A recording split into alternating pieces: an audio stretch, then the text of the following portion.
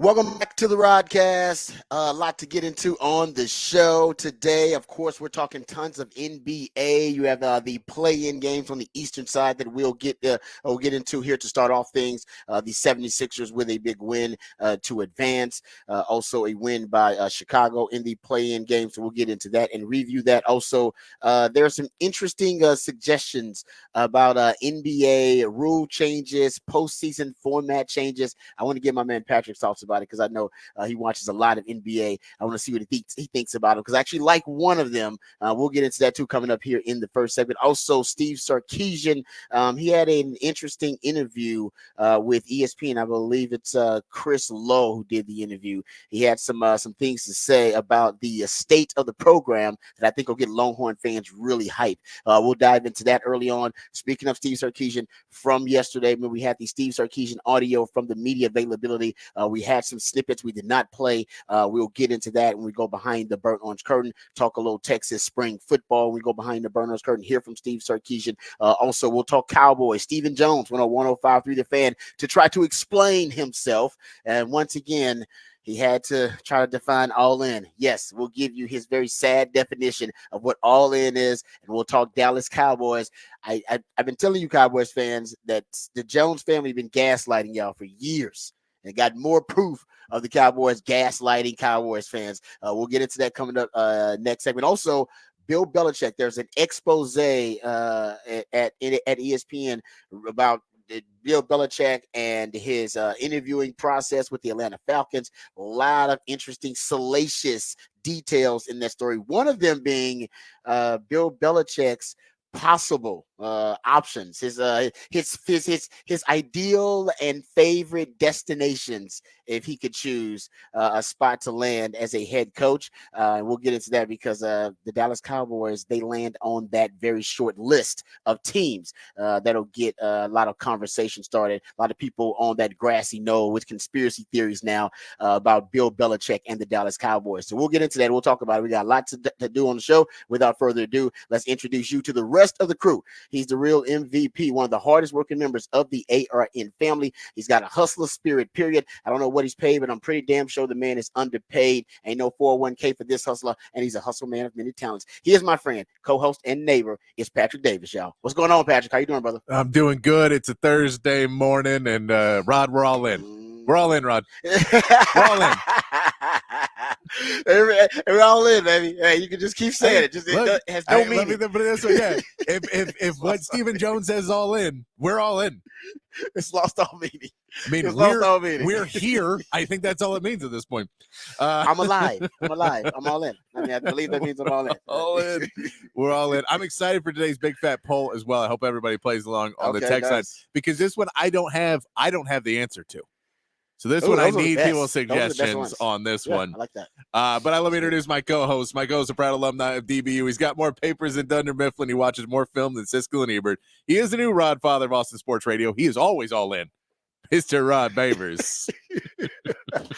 I mean, it is not enjoyable to watch the Jones family try to keep redefining all in to try to fit the strategy that they have implemented here this offseason, which is basically to do nothing. You just wanted to say at one point and go, "Oh, I misspoke," and then you go, "Oh, okay, say, we're fine with that." There you go. Everybody's trying to. That's all you want. A little humility, like, "Hey, man, you know what? That's not what we really meant." I said that in the moment. It was kind of in the moment thing, and it's not really what I meant. So we all go, "Oh, okay, Jerry, we get you," but don't keep redefining it. They're going to ride it out. They remind me of a lot of, those political slogans when, people are running for office, and they never really actually mean what, they never actually have any type of, in my opinion, but I'm not talking politics, but usually it doesn't align with what their actual policies are. It's just, it's a slogan that just sounds good. Yeah. It sounds cool. No new taxes, except for those ones. Other than those, none.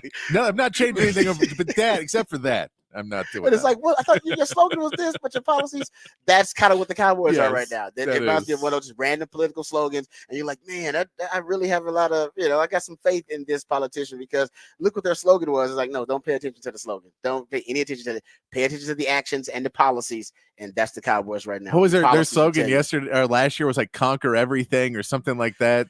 It was something crazy. I mean, Texas has though. I mean, the Texas football has one every year. I think this year is obsessed, right? This Is it year is obsessed. I obsessed? think we're going with It's yeah. obsessed. So no, but every team does it. They have they start just kind of a mantra. They start throwing out there. And I don't know where it comes from. Usually, it comes from the head coach or the GM or whatever. But yeah, so all in, that was not a good one. It was like remember the all gas no brakes didn't work out for Sark either. The all gas no brakes did not really work out for Sark. That was like first year. It was like actually nah, because by the end of the year he was talking about he was comparing the program to like an old car that you had to take the engine out, get a new transmission. I'm like whoa. It was all gas no brakes, and now we're talking about how we have to. Now it's like we got to get a new engine and we got to get a new transmission and all this kind of stuff. But I get it. Sometimes it just blows up in your face. It's definitely blowing up in the Cowboys' face. So we'll get into that because Patrick got some audio of Stephen Jones on 105 through the fan, and also he's talking about he also made a statement that upset Cowboys fans about how much money they spend. Cowboys fans have accused the Cowboys of being frugal, a little cheap, and he says that is not the case at all, and actually made a statement that they spend as much as anybody. And that they have to spend a certain amount, and we'll get into that because it's like I said, it's mostly just I do think for him it's just kind of talking points that they throw out there. I don't know if they actually mean any of them, and nobody has any idea what the plan is for the Dallas Cowboys going forward. But we'll hear from Stephen Jones coming up next in the next hour. All right, we got the big fat poll today. That's coming up at 6:45. We'll also learn what the musically themed day of the week is. Before we do that, though, we go behind the burn orange curtain next segment. We also got your Horn headlines. Patrick Davis will throw those out there here momentarily.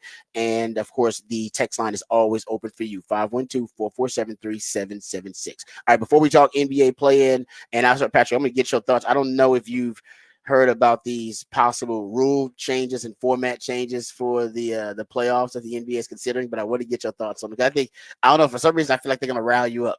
Yeah, they always do, don't they? I don't know what I feel. I was like, I don't know. Either Pat's going to be really excited about this, or he's going to think it's really, really stupid and be really upset about it. Either way, it might be entertaining radio. So before we do that, let's get into the Horn headlines and get updated and get educated and informed on the big headlines of the day with my man Patrick Davis on the Horn headlines. All right, your Horn headlines brought to you by Top Gun Rentals and Lawn Equipment. In the NBA, the 76ers held on late to get a 105-104 victory over the Heat and advance to the playoffs as the 7th seed in the East and take on the Knicks in the first round. Joel Embiid had 23 points and 15 rebounds, but defense led the way in the second half as Jimmy Butler was held mostly silent after suffering an apparent knee injury in the first half, but staying in the game. In the other playing game, the Bulls outpaced the Hawks 131-116 behind a career-high 42 points from Kobe White. While Atlanta will have plenty of questions to answer this offseason about their star backcourt, the Bulls will go on to face the Heat on Friday for the 8th seed in the East and the chance to face the dominant Celtics. In Major League Baseball, the Braves came back to beat the Astros in extra innings to sweep the series and push Houston to 6-14 on the season. The Astros are hoping to have Justin Verlander return for their next game on Friday against the Nationals. And the Rangers got a run off a pinch hit double from Josh Smith to take a 5-4 victory over the Tigers. Adolis Garcia added 2 more RBIs to a season total of 17, which is second most in the AL. Former second overall pick Jack Leiter will make his MLB debut today as the Rangers finish up their series with the Tigers with their 3rd day game in a row. Pregame beginning once again 11:30 right here on the Horn, and that is your Horn headlines. All right, thank you for the Horn headlines, Patrick. We appreciate those. And let's start with the NBA play-ins last night. The 76ers with a thrilling win, 105-104.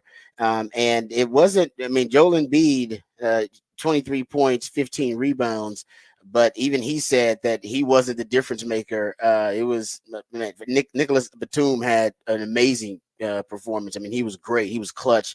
Ended up hitting a ton of 3-pointers. I think 6 3-pointers in that contest. He would really him and was it Aubrey were great. I think for the 76ers, one thing they had trouble with Miami was cracking that zone. They were down 14 at one point because they just really couldn't figure it out, and they started hitting from the outside. So basically, since he shot over the zone for Miami, and then that was the way they cracked it, and they figured it out by the second half, able to mount a comeback. Jimmy Butler also tweaked his knee. That helped their situation because they only had 2 points in the fourth quarter, and 76 was able to pull out a real gutsy win down the stretch with some clutch plays from Joel Embiid down the stretch because he only had 23, but he had that 3-pointer with like 2.5 minutes left in the game. He had that 3-point play later on that was also clutch down the stretch. I mean, it was a game that was really competitive down the stretch. And like I said, Joel Embiid made some clutch plays, and so did Nicholas Batum. I mean, he had a hell of a day. I think he had 20 overall, but he had a hell of a day from behind the arc. Yeah, Nicholas Batum is one of those guys that, I mean, he really hadn't had real meaningful minutes, at least in a big game or in a meaningful game, in maybe 3 or 4 years. Like, he's always been a good player and a good role player, and he's a guy who can play some defense. He's been getting older, and he just, he got overpaid at one point in his career, and it felt like after that, it never really kind of clicked again for him. And it's just been a long career of, being a good teammate, being a good player on your team, but then be able to hit 6 of 10 threes and just really, be a really key factor in why Philadelphia wins this game. If you take Nick Batum out of this game, Philly doesn't win.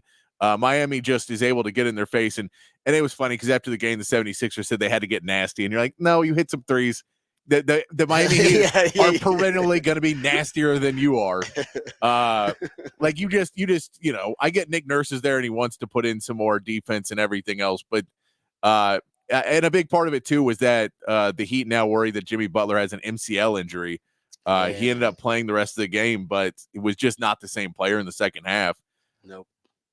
But it was, Tyler Hero tried to come back and fight in that game. It'll be interesting to see them against the Bulls because, we see in that matchup against the Bulls, but, Jimmy Butler's hurt and then Alex Caruso's hurt. There's been a lot of injuries that have happened in these play-in games already, which you don't want to see. But it was fun to see another good play-in game. That 7-8 game has been good on both in both conferences. Yeah.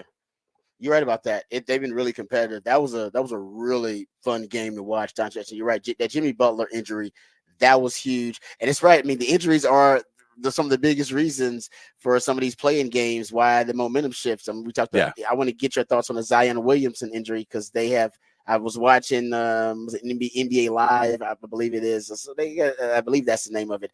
And they said it was a left hamstring injury. Yes, or at least that's what it's now diagnosed as. Yes, it's now a hamstring, which he's had issues with his hamstrings before. And whatever he felt, he must have felt before and his missed time with it. Which makes more sense of why he walked off. Was so disappointed. And that makes more sense as if it's something that's a more recurring issue and has caused him to miss time, and he understands what it is. You still would have liked him to try and play through it. Is probably the right decision in a play-in game to come out. But you rather have the coach make that decision than the player most of the time. And maybe Willie Green did.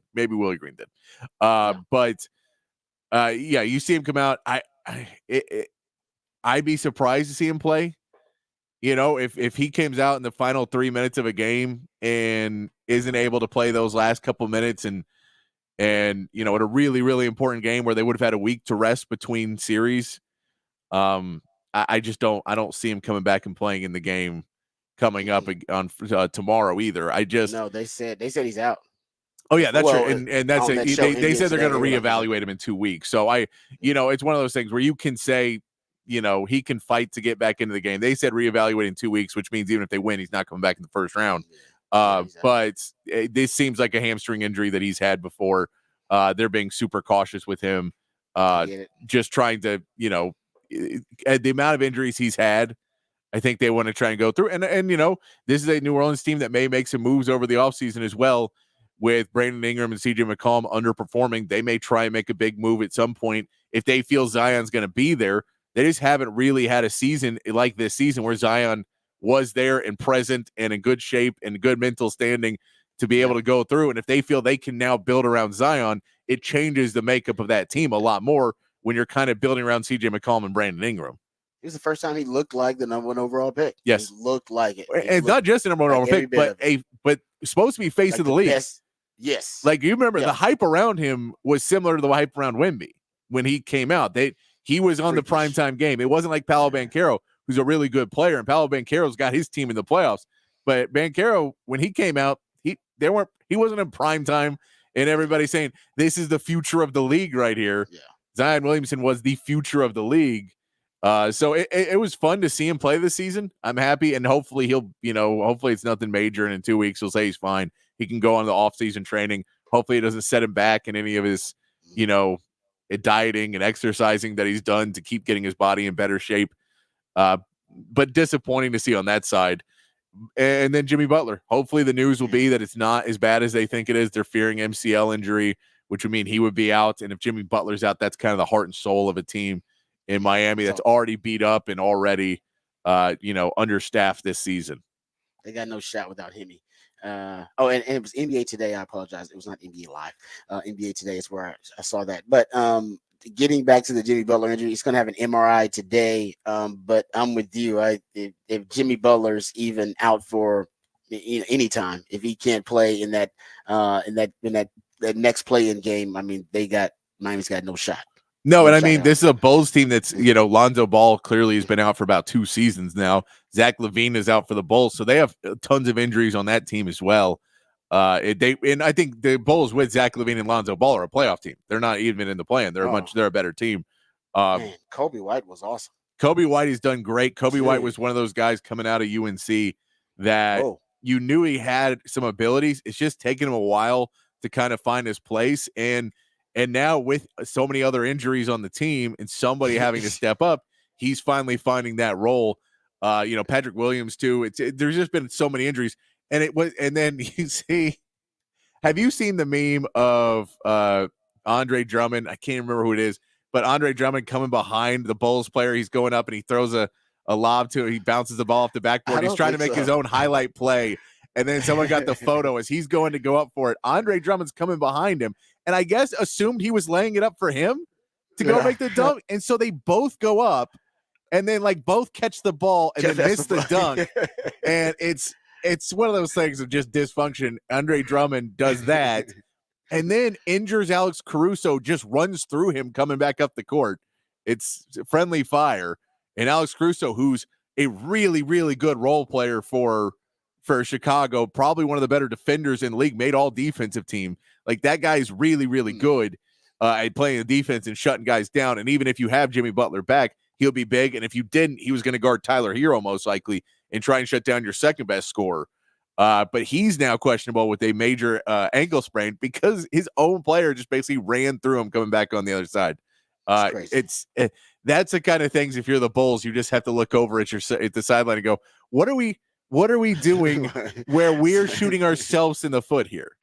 Yeah, it's like some Benny Hill music should be playing while they're out there. And that's with Lonzo Ball that they're saying Lonzo, that a lot of it is due to the fact that he was wearing the big baller brand shoes. Oh yeah, and they weren't good enough shoes, and that's messed up.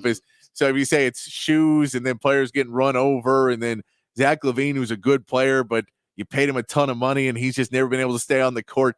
You just can't get any luck going your way whatsoever. It's rough. And then, but at least you still got Billy Donovan. Kentucky couldn't get him away. So yeah, he wants to be there. And Chicago gets the win over Atlanta, 131-116. And Kobe White, that was his career high, by the way, 42 points. Yes. 42. He had never actually, his career high was 37 prior to that. So he just went off. He was 15 of 21, had 9 rebounds, 6 assists. Just had a hell of a performance versus Atlanta. So yeah, even though Chicago's got a lot of injuries and a lot of bad luck, they still got Kobe White. They still do. And it's also, it helps if you're guarded by Trae Young at any point. That helps. Yeah. I don't know what they're going to do in Atlanta, though. That's interesting. They got DeJounte. DeJounte was their leading scorer. He had 30 points, and DeJounte looks great there. I saw a podcast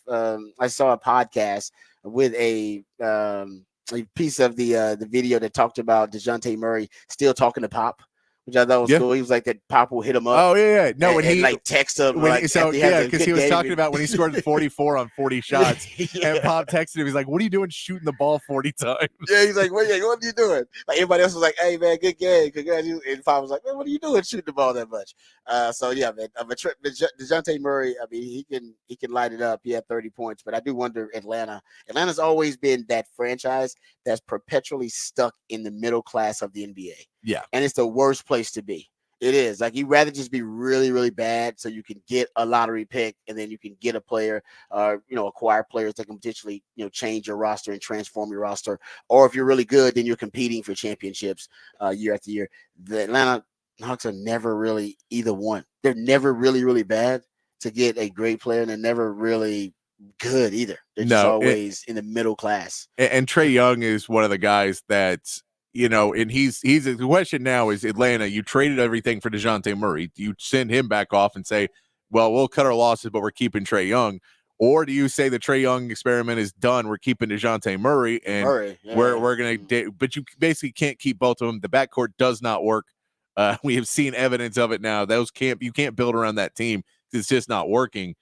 But Trae Young, I think if the refs are going to continue to call the games like they've been calling them in the second half of the season, it does not favor Trae Young. He still had 13 free throws in the game. He still knows how to get to the free throw line. But he could average 20 something free throws a game the way they used to be calling it, because he's like kind of like James Harden. He knows how to get contact. He knows how to get guys to bite on shots and stuff like that. So if they continue to call games like that, and he turns into more of a distributor who can't play defense, then that becomes a liability for a guy that wants a max contract. Yeah, no doubt. It's a good point. I agree with you on that too. Unless they're just like unless they're just like Luka generational type talent. Yeah, Trae Young's not. And I get, and this is split Spurs fans, because half Spurs fans really, really want Trae Young, and half of Spurs fans watch basketball. So that's the I'll tell you is I do not want I do not have any want for Trae Young. No, yeah. I don't. He's a way too ball dominant. His usage rate's too high. The ball needs to go inside to Wemby. The offense needs to run through Wemby. So I don't want to have another guy on the team who is ball dominant, because I just don't feel Trae Young is going to play off the ball with the type of energy and intensity you need to have with a guy like Wemby. So I'm personally not in favor of it, just solely in that fact. He's good at passing, but if he shoots 4 for 12, slows the game down by going to the free throw line, needs to have the ball in his hands, and doesn't play defense, I don't want to put a max contract on him, because I think you can get somebody that would help your team more than he would for a max contract. I was looking actually at some Spurs stuff, since we're talking about the Spurs real quickly here. If you look at the Vegas odds, the Vegas betting odds for the next team most likely to land Steph Curry, if it's not the Golden State Warriors, it's the Spurs. Yeah, not surprising. It goes back to my theory about Steve Kerr going to the Spurs. I don't know. To just go. I think the Spurs. I think the Spurs are now officially the team that everyone's going to put any veteran who's chasing a ring to go. Well, if you put all these veterans on the Spurs, then they can win a ring. Around me. Yeah, no, it's it. They're getting LeBron, they're getting Steph, they're getting everybody. Yeah, the Bronny J. No, you're right. Isn't that crazy? That now, like the Spurs now getting all these, like, you're right, these national conspiracies. Like, hey, man, LeBron might go to San Antonio if they get Bronny. Like, I Steph would be amazing to get. I do not see it happening, but it would be amazing to get. Yes. Yeah. No, it's interesting though. I think I've been hearing a lot of scuttlebutt about what these Spurs could do in the offseason, because nobody really knows exactly how they're going to build this thing around Wemby, and that is exciting to think about. If they bring in like some veterans around them, that kind of thing. All right, I want to ask you about these two possible format changes, rule changes to the NBA. One is more fan theory. The other is actually a proposal. Shams Charania had it in his tweets, and pull it up here. Okay, so the NBA is obviously trying to push the NBA Cup, which is their in-season tournament. Yes. The Lakers won the first one. He says here the NBA Board of Governors has discussed a proposal that the round to which a team advances in the NBA Cup would be used as the first postseason tiebreaker. League is polling GMs on NBA Cup advancement versus head-to-head result as a first tiebreaker to bring for a final vote. GMs will choose among options per sources. Number 1, NBA Cup as first postseason tiebreaker. Number 2, NBA Cup as second tiebreaker after head-to-head.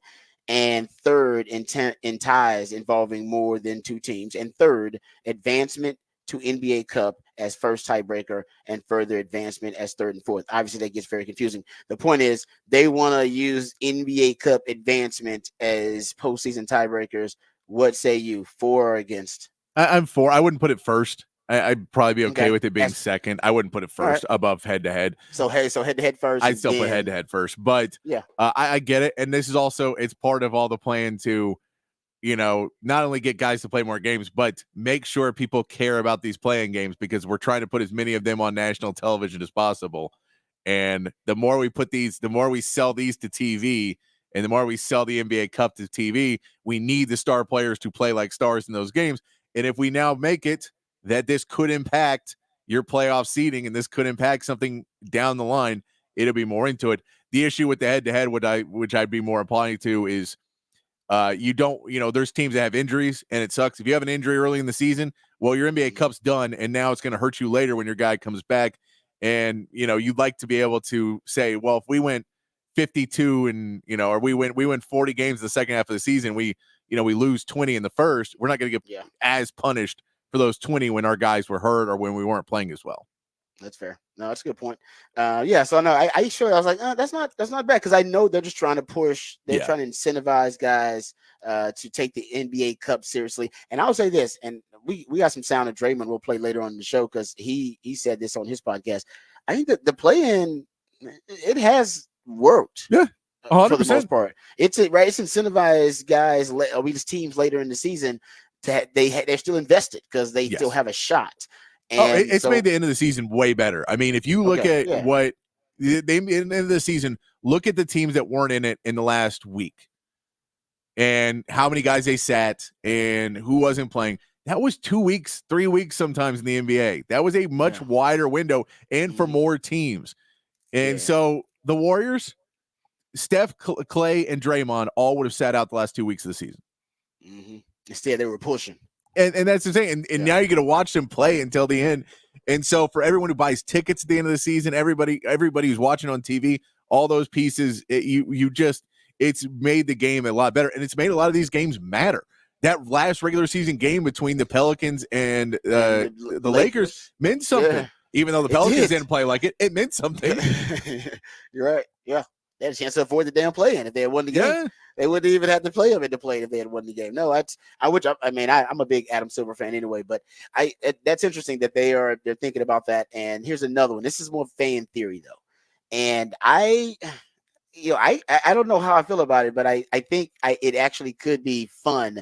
But the NBA doesn't operate like the NFL, meaning they don't change rules every year pretty much and then change them back. The NFL, if they change a rule and it's unpopular and it's a failure, they'll just switch it back like they did the catch rule. They'll go back and forth. Yeah. The NBA doesn't really do that. They change a rule, they stick to it, and there's some longevity to it.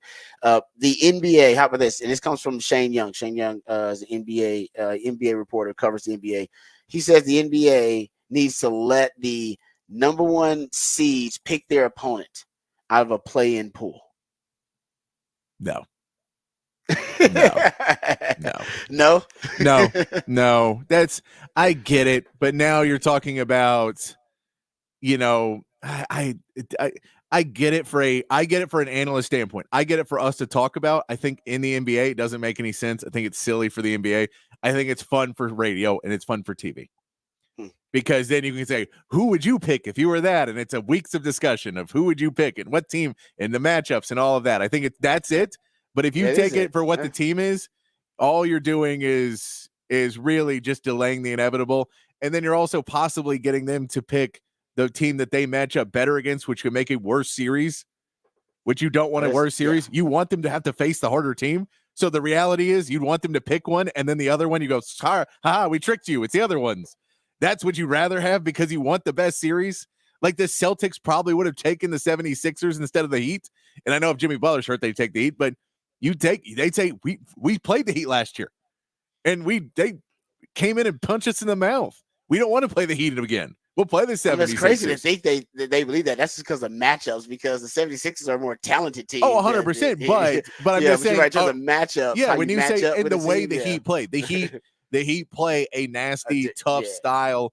Like I remember that was the thing is everyone they give you a mouthpiece when you show up at the Heat because they're like, oh no, because you can get punched in the mouth.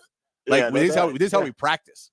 You need a mouthpiece when we practice, and so it's just a different world. And so reality is, I don't like it for a number of reasons. One is it's an arbitrary change that really, I get it's trying to incentivize the number 1 seed. You don't need to incentivize the 1 seed. People want the 1 No, seed. they want the 1 seed. You All don't right, need to I get you. incent. No one's tanking at the end of the season because they'd rather have the 3 seed. They want home court throughout. The owners want home court throughout. You get it through with the number 1 seed. No one is not trying to get it, so you don't need to incentivize the 1 seed anymore. It's an interesting fan theory that I've seen discussed on social media. That The feels like NBA's. a Celtics thing where they're afraid of one of those teams and they go, but we need more of an edge.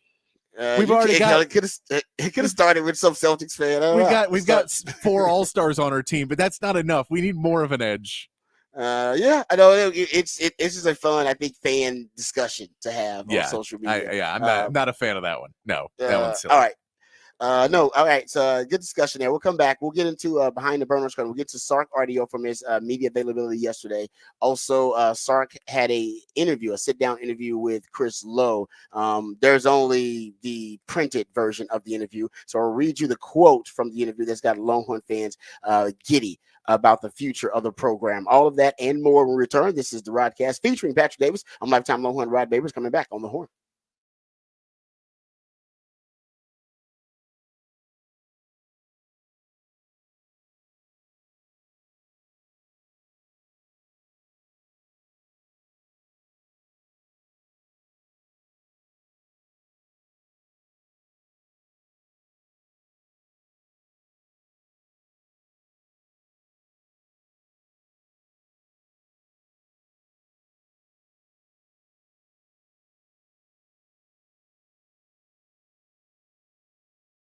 Hey, what's up, folks? This is your lifetime Longhorn Rod Davis here. Austin is a great city, one of the best cities in the country for a lot of different reasons. The food's fantastic. The music is great here in Austin. The people are also fantastic here in Austin. And also the city itself, all the really unique, iconic landmarks in the city that make it one of the best cities in the country. And what you may not know is that many of those iconic landmarks that you may be driving by right now, or maybe you're stuck in traffic right now, you can watch. They actually were created and built by the skilled craftsmanship of Ironworkers Local Union 482, like the Pennybacker Bridge and DKR Stadium. The folks over at Ironworkers Local Union 482 don't just go to the office, they build it. So if you're looking for an exciting employment opportunity, or maybe you're thinking about a refreshing career change, or maybe you want a new challenge, or maybe you just want to feel valued by your employer, you can become a valued member of Ironworkers Local 482. Right now, they're hiring over 3,000 people for a huge project right here in Central Texas. They're offering competitive wages, competitive benefits, a pension plan, and they even offer training for unskilled labor through their apprenticeship program. Become a member of Ironworkers Local 482 and take pride in the type of teamwork and craftsmanship that help shape the future of this great city. Go online today and you can apply at ironworkers482.org. That's ironworkers482.org.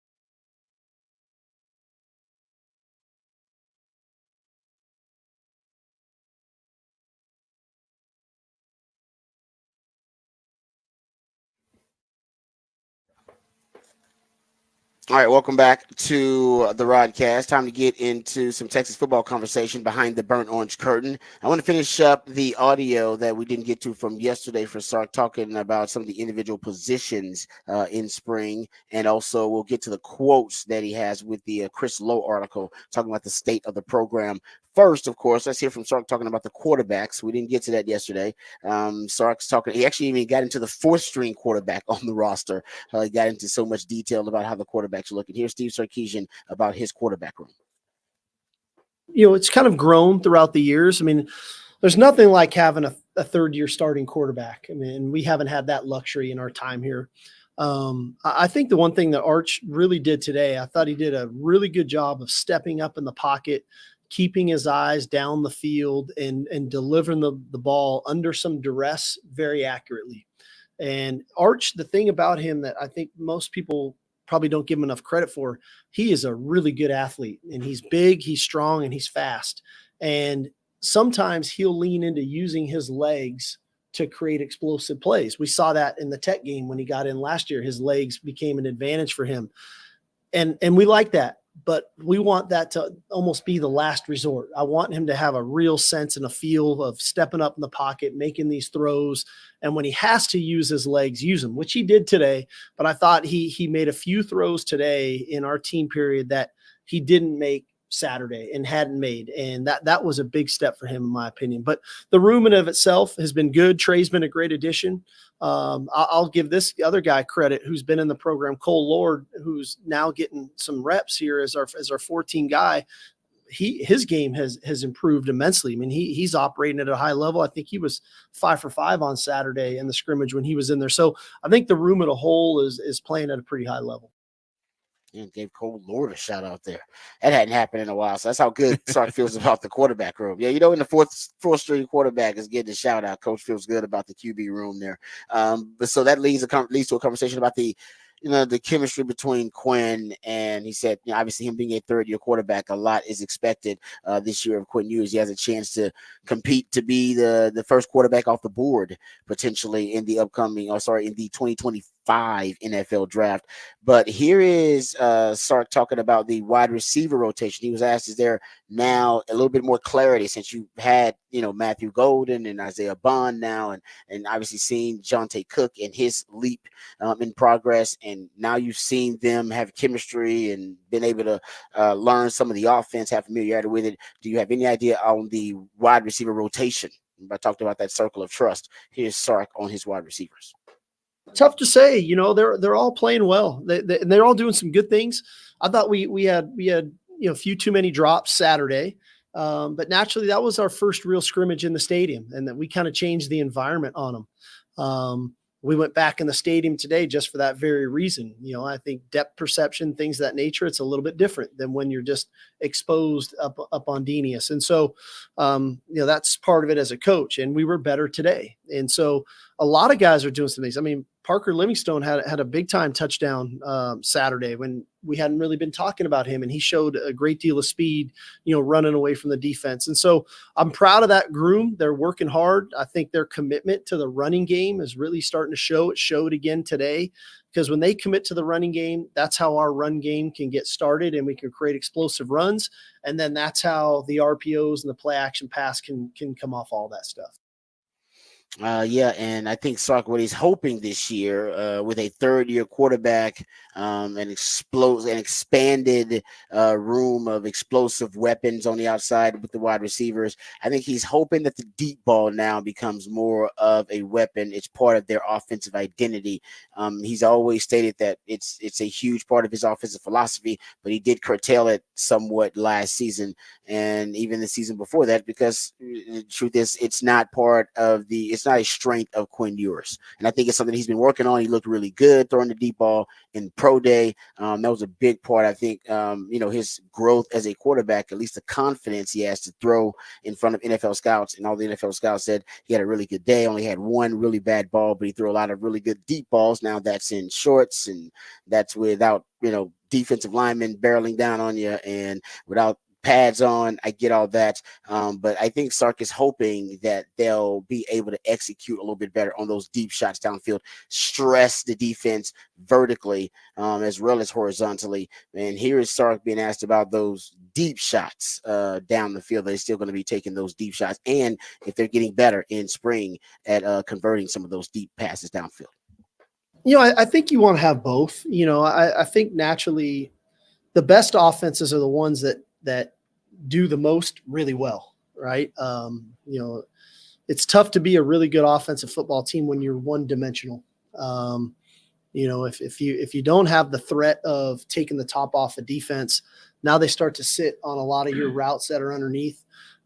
If you don't have good receivers, but you can run the ball well, at some point the running game is going to get difficult because now they're committing more to the run. And so I do think, defenses have become more aware of trying to keep the ball in front of them. But that doesn't mean you can't create explosive plays. To your point, you can find quick hitting plays, crossing routes, things of that nature to create explosive plays. But if you never have the threat of that, then the field starts to shrink on you. And so that's when it comes down to not only a play caller, but then a quarterback decision-making, right? We're going to have shots available to the quarterback, but when that guy is double covered, safeties over the top, now there should be some voids in the intermediate range and even in some of the check down areas where that runner can catch the ball. And sometimes that's one of the challenges as a quarterback. We think, checking a ball down to a running back in the flat and it doesn't look like much, and you look up and it's a gain of 16 yards. That's the equivalent to hitting an in cut and a guy getting tackled for 16 yards. Those are the same amount of yards. And so forcing people to defend all of that, I think, is what we always try to do. And then attack a defense accordingly of who they are when they come to present. Quinn last season completed 33% of his passes that traveled 20 plus yards in the air. That was 76th in the FBS. And so what you're trying to do is just get him into the, I think the range of it being in the top 40 and get him to closer to 40% of those passes, or maybe above 36%.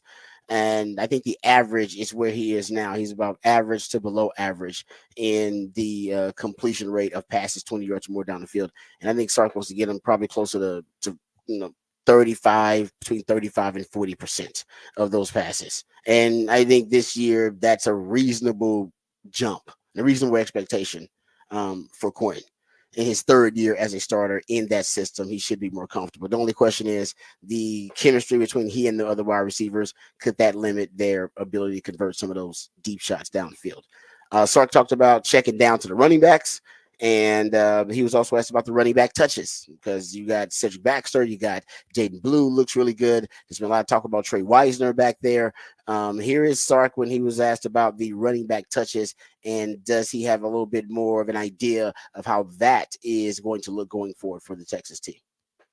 Yeah, I mean, I'm not too overly concerned with that right now. What I do know is, I think that there's a nice combination of CJ and Jaden right now, those two working together. I think Trey Wisner has been a really nice addition to getting him in that rotation with those two, because he can play both spots.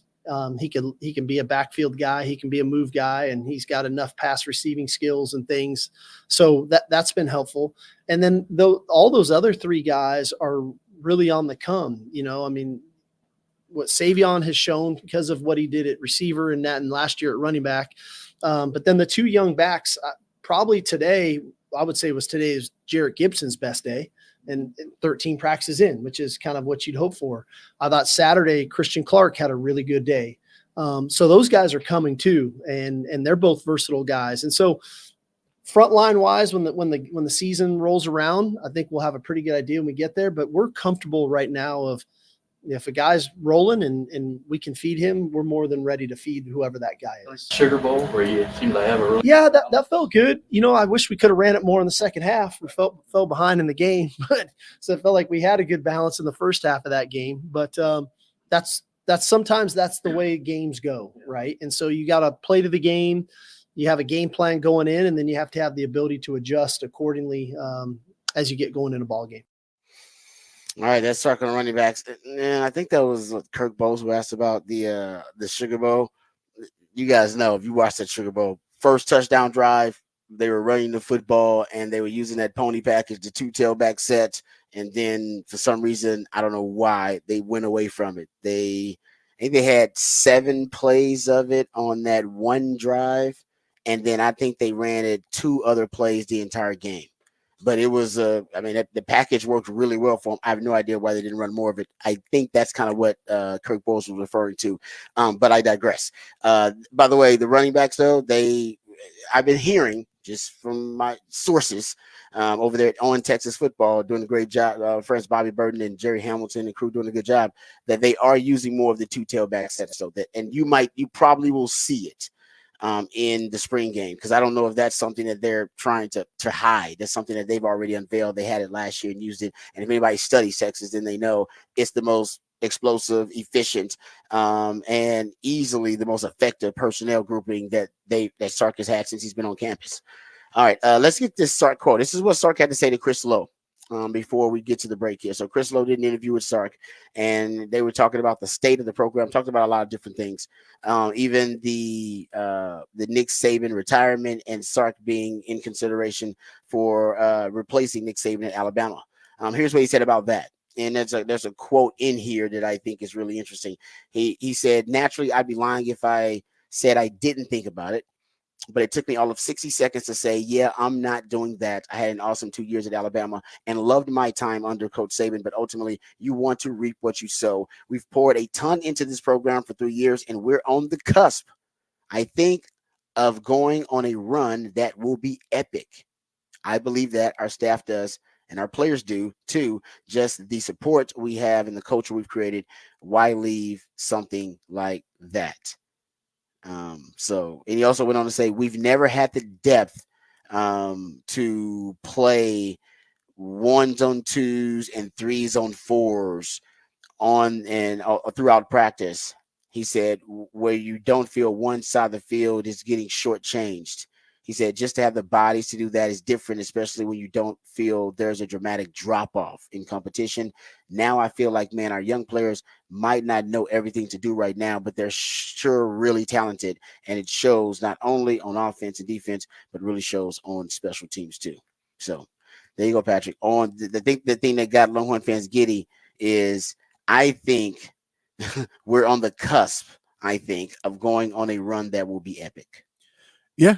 I mean, I think he knows how close he was to a national championship game last year with some flaws in the game. And if he can keep correcting those flaws, it just feels like it's going to be closer and closer. If he can fix that red zone problems that we've talked about so much, and the short yardage and picking up 4th downs, and then if you can fix that secondary and get up to par and get that edge rushing going up, and there's always going to be something that's your weakest point. That's just how life works. Is even if you correct something else, something will then become weaker than it was. But I think he knew that there was some pretty big flaws in the team last year that he feels he's correcting now, and they should be better. Continue to get better and better. And if they do, he feels he can get into that Alabama, Georgia space of Ohio State, Michigan, those dynasty teams that are consistently competing for national championships.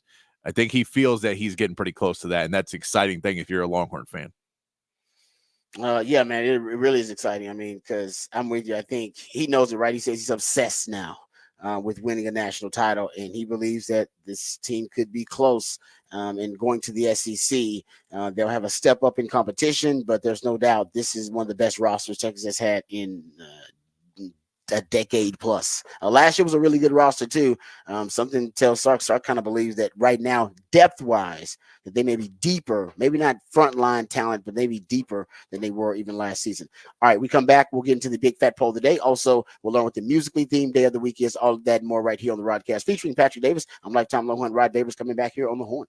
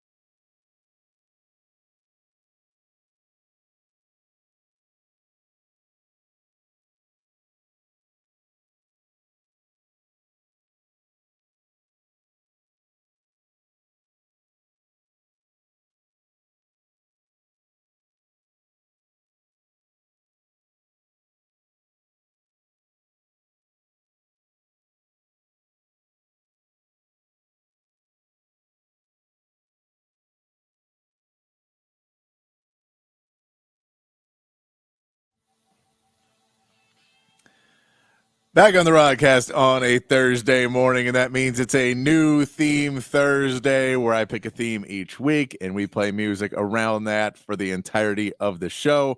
The theme this week, it is 418, which means we're a couple days away from 420.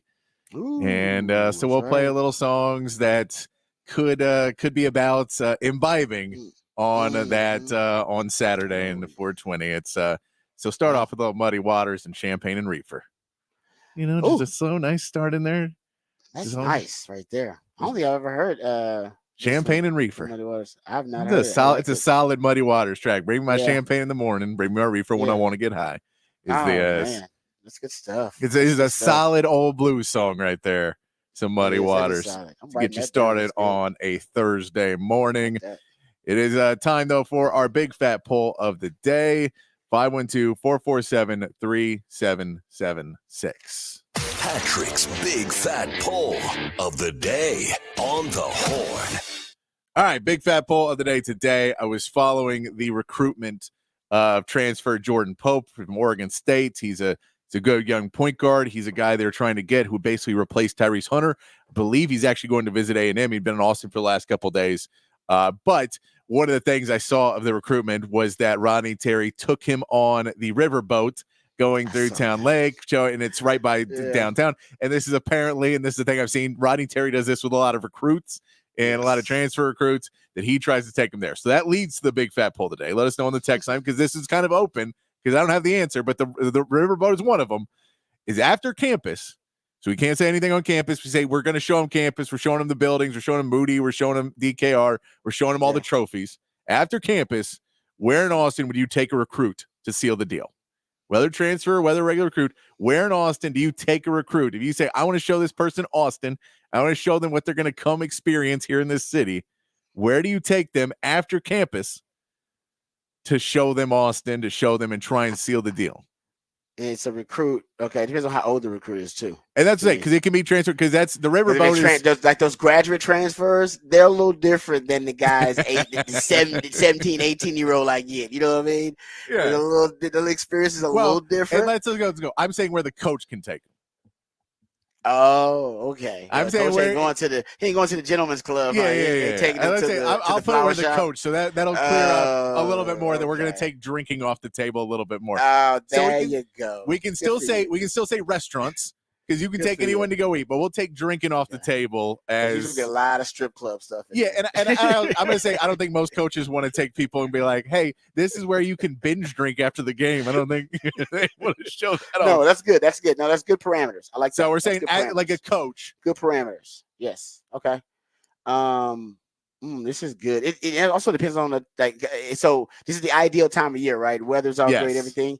They sometimes will take them on and not just the lake, not just to Lady Bird to go on the tourism cruise or whatever. Yeah. A sightseeing tour, whatever it is.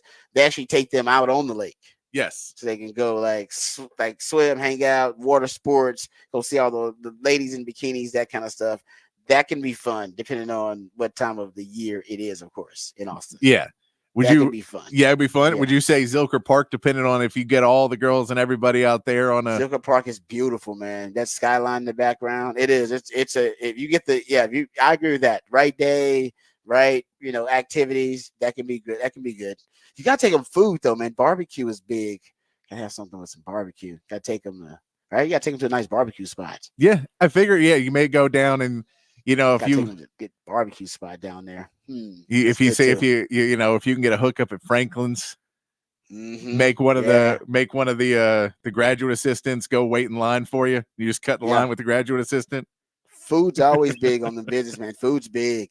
You want to make sure they eat good. That's a big part of it. I always take you to a really nice steakhouse on your Texas football visits. But I'm with you. That's the food, man. This is known as a foodie capital. So you got to have good food when you come to Austin. You got to leave going, damn, that was a really good whatever it was. Exactly. So that's big. That's a good question. Okay, I like this. You can go a number of different ways. And you got to stop saying gentlemen's clubs. It's coaches taking them. I see some of y'all on there. I told you, you're going to get a lot of gentlemen's clubs. I mean, it's easy. And I will say that is true.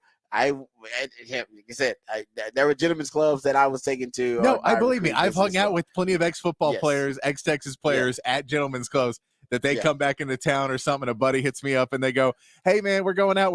Hey, you want to go get some lunch?" And you're like, "Yeah, I'm going to meet up some lunch. Where are we meeting up?" Certain place. I don't want to The give flower shop. We call it the flower shop. We call it the flower shop. But there are other ones. There's other ones. The Yes. one we used to go to. Yes. But no, you're right. But you're right. The players, the hosts on the visit, which I was when I was an older player, we take them to the gentleman's club. There are no coaches around or anything like that. So the coaches kind of leave at dinner. The coaches they just disappear. They just fade into the background, and you're just left there with the older players and the recruits. And it's like, all right, y'all ready for this? And it's like, let's do it. Let's go. And then boom. Then we usually go downtown or gentleman's club in downtown and that kind of thing. Like this. So it's a rooftop restaurant. If you find a nice rooftop, you go see the skyline. That would be not bad. It's not a bad idea. I don't know which one that is, but that's it. But let us keep throwing those in because we'll put them up online in a little bit too. 512-447-3776. Keep letting us know if you got the secret spot, because we can pass this list on. We'll just pass this on to the coaches too and be like, hey, this is what the people say. I mean, honestly, you just need it's like a UT game is ideal, like a UT game of some exactly. sort. That's what I'm saying. And I'm saying after off campus, because you say you don't want to put it because once you go there, then it's like we show them the trophy room and you show them, you know, you show them that campus something about the city. Now, granted, city, not the university. Granted, I did hear that Jordan Pope was supposed to be going to the Texas UTRGV game, and he didn't make it. Which thank God. Yeah. So sometimes the game is not the best thing. Yeah, you're right about that. That's a great point. Sometimes it's not, especially if it's kind of lame. Because I remember there were some games like that in the Irwin Center where they were like boring, and then the Irwin Center's environment isn't necessarily an environment that's hype. It's not Moody's different. Moody is hype in the way they built it, but sometimes Frank Irwin can be kind of just kind of a boring atmosphere. It felt like that at times because it was such a huge arena, and you take the players there and they'd be like, "This is kind of dull, man. I don't like this." All right, you ain't got nobody in the stands, that kind of thing. So you want to make sure that it's hype. You want to make sure that whatever the environment that it reflects the vibe on that recruiting visit. All right, so that is the big fat poll today. If you are taking someone on a recruiting visit, where do you take them in the city of Austin to show them the city? All right, and to basically just show them what the city's all about. Yeah. Where you're trying to show them this thing, if they go, all right, this is where I want to be. This is the city I want to be in. What would you do to seal the deal? Yes. What do you do to seal the deal in recruiting? Where do you take them in Austin to seal the deal? Is it food? Is it about the women in Austin you want to show off? If it's the lifestyle you want to show off, is it a really cool tradition in Austin that you take them to? Something like that. That's really cool. All right, I like that. We'll get into that a little bit more on the other side. We'll come back. We'll hear from Stephen Jones. Stephen Jones, gaslighting Cowboys fans once again, redefining all in. I thought that was just one definition. Turns out there are many. We'll do that on the other side right here on the Rodcast, featuring Patrick Davis on Lifetime Mohawk Rod Papers. Coming right back on the horn.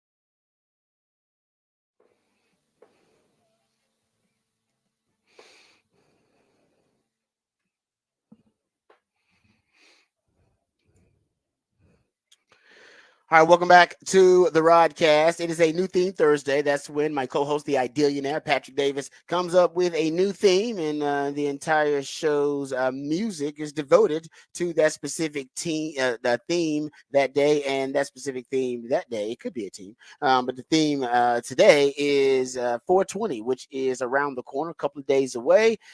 So my man Patrick, instead of obviously this is the only time we could do it on Thursday because Friday is for 512 Friday. He decided just a little bit early to get y'all in the right mindset for 420 with a 420 tribute on a new theme Thursday. So we appreciate him. And I actually, there's no shortage of songs. There's not. That's the thing. You have to narrow this down. How many songs did you actually have to consider? Because I can think of probably 10 songs easy right now that are there's mentioning ganja, marijuana. Whatever. I tried to keep it a little bit easier for a morning. I think if this is an afternoon show, there was some more that probably would have been in the possible. Well, first of all, if you are making a song about marijuana, it can't be too hype. No, but it's gotta have a certain flow and a vibe to it. No, but I mean it's not like Lil Jon and yelling and screaming. You can't be doing that if you. No, but I mean, but you're talking about like all of the next episode. Yeah, exactly. That's a great point. Anything Snoop makes, so there's some stuff that's a little bit more aggressive for 6 or 7 and 8 in the morning. Yes, still has the right flow, but you're right. The content itself. Yeah, so I was keeping it a little bit nicer for PG-13. Yeah, PG-13 mornings is what I was going for. Yeah. That's true. Oh, that makes it a little bit easier then, actually. Yeah. Just kind of some amount where it's too much into it. So I went a little bit more PG-13. When you're just trying to. We want the fun-loving aspect of it. Not the hardcore. Not the hardcore XXX version of the marijuana lifestyle. We want the easy, fun-loving. No. You want the Zilker Park, not the 6th Street. Yeah. That's a great point. No, you're right. Yes, I agree with you on that. All right. Do they still have the I believe it used to be the Bob Marley Festival. Now it's the Reggae Fest? Reggae Fest, yes, it is happening. Is it still happening? It's weather permitting. It'll be happening this weekend. But yes, it would be this weekend. If weather holds out, it'll be this weekend. Oh, I used to love the Reggae Fest back in the day. Yes. I used to go back in the day. Oh man, it's just awesome. It was just an understanding between the citizens who were there partaking and the officers of the law who were there protecting. It was a beautiful thing to just watch it all happen. You know what I mean? It was great. Also, they just walk along, and as long as you were minding your business and being respectful, you could there within the parameters, you could partake and be like Bob Marley. At least, you know what I mean? It was I don't know if they still do it like that, but it was fun back in the day.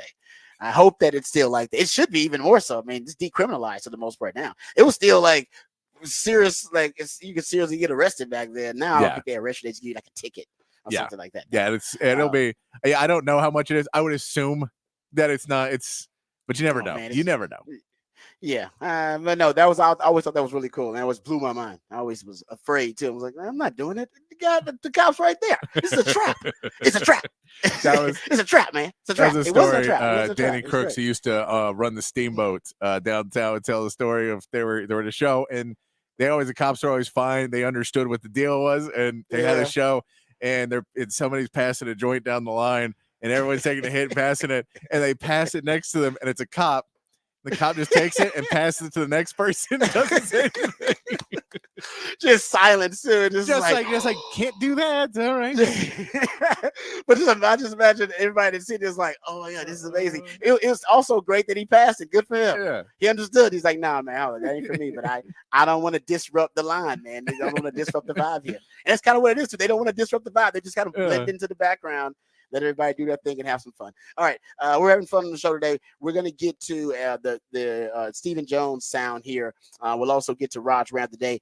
First, the big fat poll of the day. Interesting conversation here. I think I got an answer, but let the people know what the topic is for the big fat poll of the day, Patrick. Big fat poll of the day. We'll say after campus, if you're a coach, we're going to set some parameters around this. If you're a coach, so no adult establishments. Where in Austin would you take a recruit to seal the deal? So if you're looking to try and seal the deal, you're the coach, you're taking them out, you want to show them what Austin has to offer, You've already shown them everything on campus. You've already taken them around there. The recruits have taken them to show them some other sides of Austin. Your players have already shown them that, and now you're taking them out to say this is what we want to offer you. We're Lion King it. Everything that the sunlight touches can be your kingdom. Yeah, no, that's a great question because there's so many really cool spots in Austin. Man, you can go food here, you can go music here, right? Maybe you want to take them to a show in Austin at a really cool, amazing venue. Maybe that's it. Because that would be the vibe. It all kind of depends on the athlete too and what they like.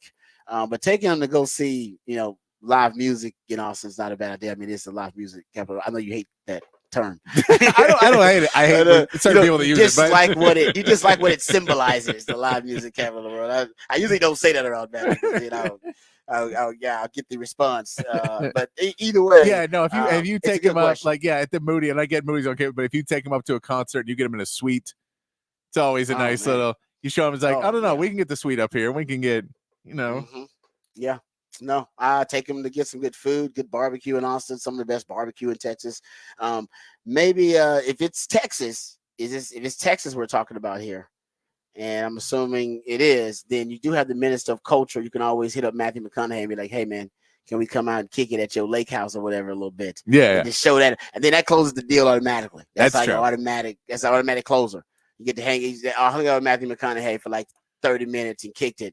We can go do whatever after that. We can go eat. We can go do whatever. It doesn't matter.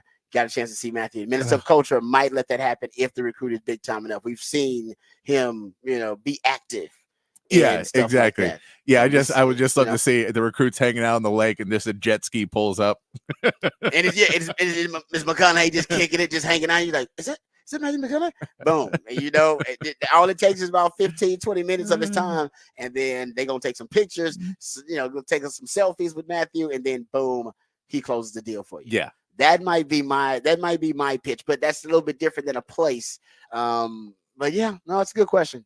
Text line 512-447-3776. Do we have any good suggestions already? A lot of different barbecue, and some want to go to like Terry Black's, the Salt Lick. We get Franklin's, Matt's El Rancho, which we know has been one.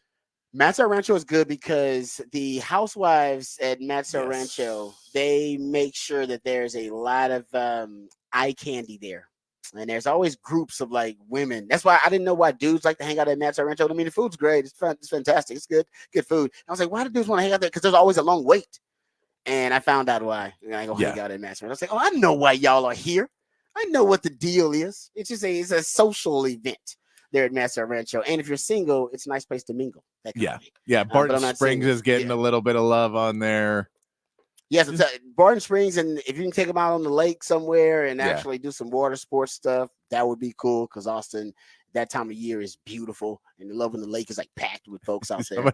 That's pretty cool. Someone said, just take them to a car dealership and let them see what they can get. That also is the case because with NIL, you can do that these days. That would seal the deal. It's a lot. Austin's got a lot to offer. But they've done that. They've done that on campus when they had those recruits and they had all the players drive up their cars. Oh, it's crazy. And they were just go look out here what these cars our players got. Go look at the parking lot. Yeah, that's a good point. Take them to the Texas parking lot when all the players are there now. And go look at the cars. You'll be like, whose cars are these? It's like, no, those are players' cars. And why do they all have tickets on them? Because they don't give a damn anymore. They make so much money. Like, I don't care. I'd rather park right here VIP style and take that $15-$20 ticket. I don't give a damn. Back in my day, hey man, that $20 ticket hit you hard. Especially they would boot your card too if you didn't pay. All right, so there you go. That's the topic of the Big Fat Poll today. We'll get to the Stephen Jones sound here in a second, but let's get to my man Patrick's Horn headlines so we can get updated, we can get informed and educated on all the big headlines of the day. So take it away, Patrick.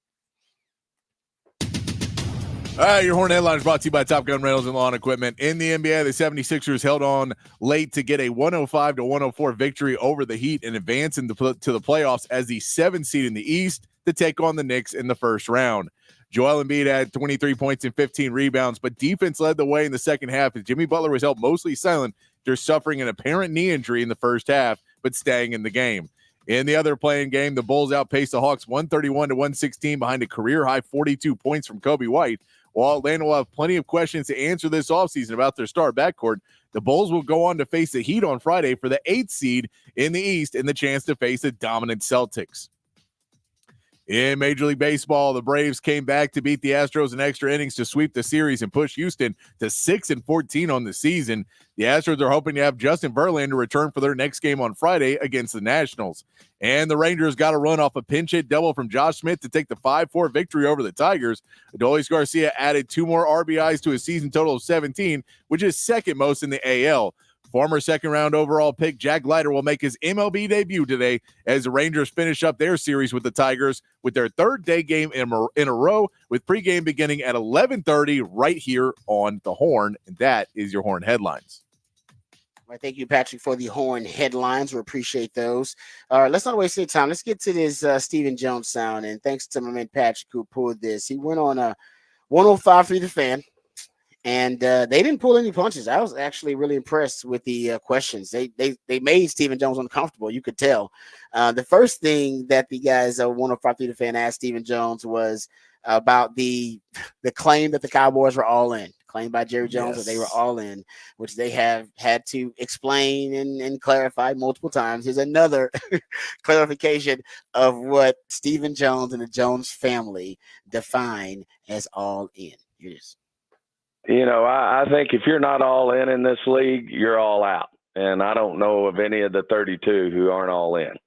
And, everybody can have their own definition of what that means, but I've never not known us to be all in, nor have I known anybody we compete against not to be all in. It's, they have different strategies as to what that means. But at the end of the day, if you're not really all in trying to figure out how to put together a championship football team, then you shouldn't be in this league. All right. I think he just said if you just keep saying all in, then people will think it's all in. It reminds me of the politician slogans that they can just say any cool slogan, as long as it sounds cool and as long as it, brings, some type of nostalgia or some positive emotion. That's all it takes, but it doesn't align with their policies or their actions. That's what this all in is for the Cowboys. It's just a political slogan, but it is not aligned with what they're actually doing and aligned with what their policies because all in to them means we own a football team. That's what it means. Because all 32 teams are it all of the time. He says in that at no point have we or any team we have ever played not been all in. What about the team's tanking? They're all in on the tank. They're all in on the tank. I didn't know the Texans were all in the last 3 seasons. Who knew? All in. He has changed all in to mean owning a football team. It's what all in has changed to mean. It is the latest definition. That is just going so far from Jerry Jones. I think we're going to be all in. You're like, well, so you've just always been all in, though. And then he's like, yeah, we're always all in, to now everyone's all in all the time. To be breathing oxygen, Lord, you are all in. Yeah, no. As soon as you buy a football team, you're all in.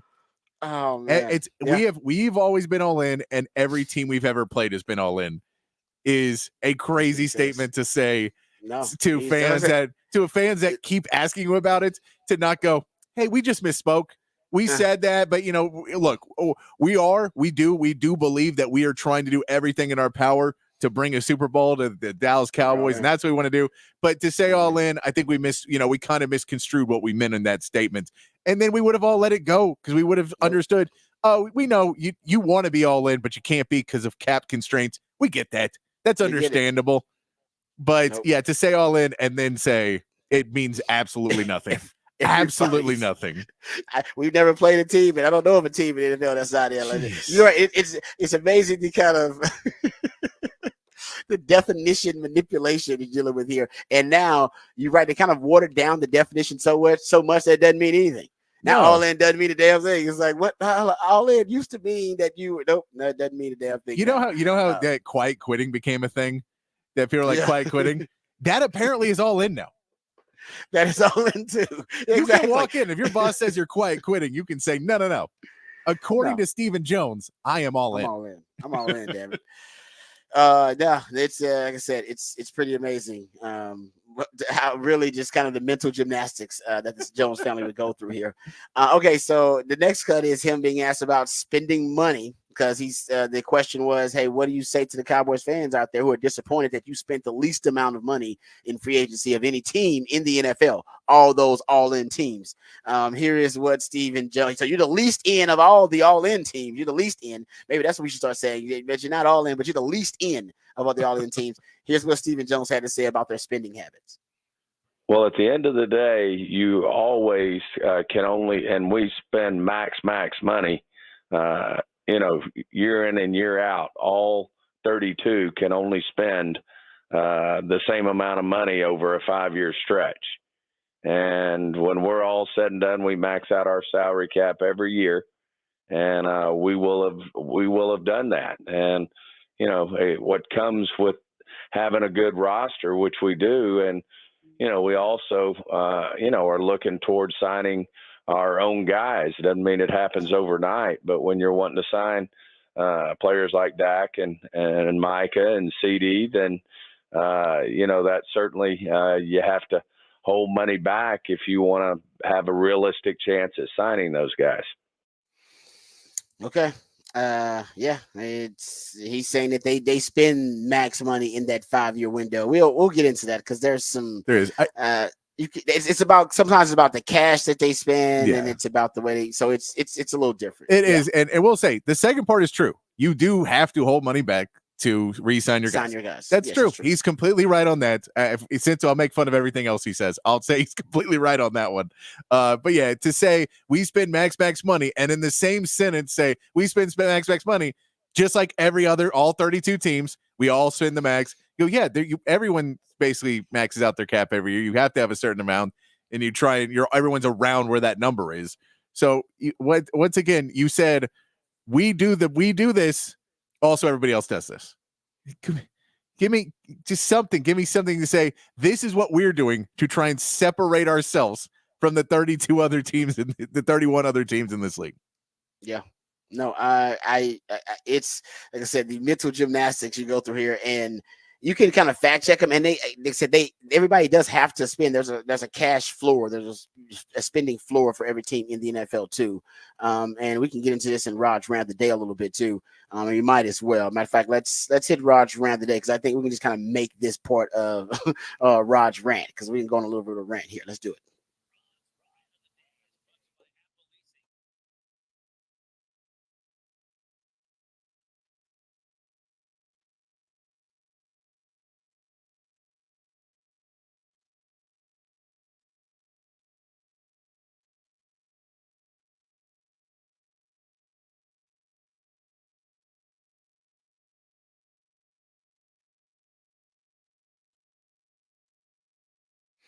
Okay, so he's right about the max spending in that 5-year window. Yep. That's all in terms of the salary cap.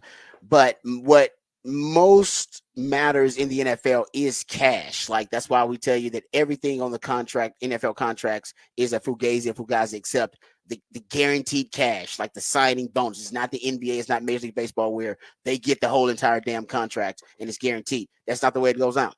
The only thing that really matters is cash, because that's what the teams have to spend. That's what they're going to have to spend. And you can give yourself an advantage by spending more cash, but you got to have the cash. You got to have liquid. My man Patrick talks about that with the cash over cap thing. The combined 32 teams, now this is in the CBA, the combined 32 teams must spend 95% of the league's salary cap in cash each year. Individually, each team had to spend 89% of the league's salary cap in cash over 2 4-year periods. That was up to 90% in the latest 3-year period. So they bumped it based on the CBA. So if you just look at cash spending over, let's go back to 2013. So like go back over the last decade. If you look at cash spending from 2013 to 2016, that 4-year period, Cowboys ranked 25th in the NFL in cash spending.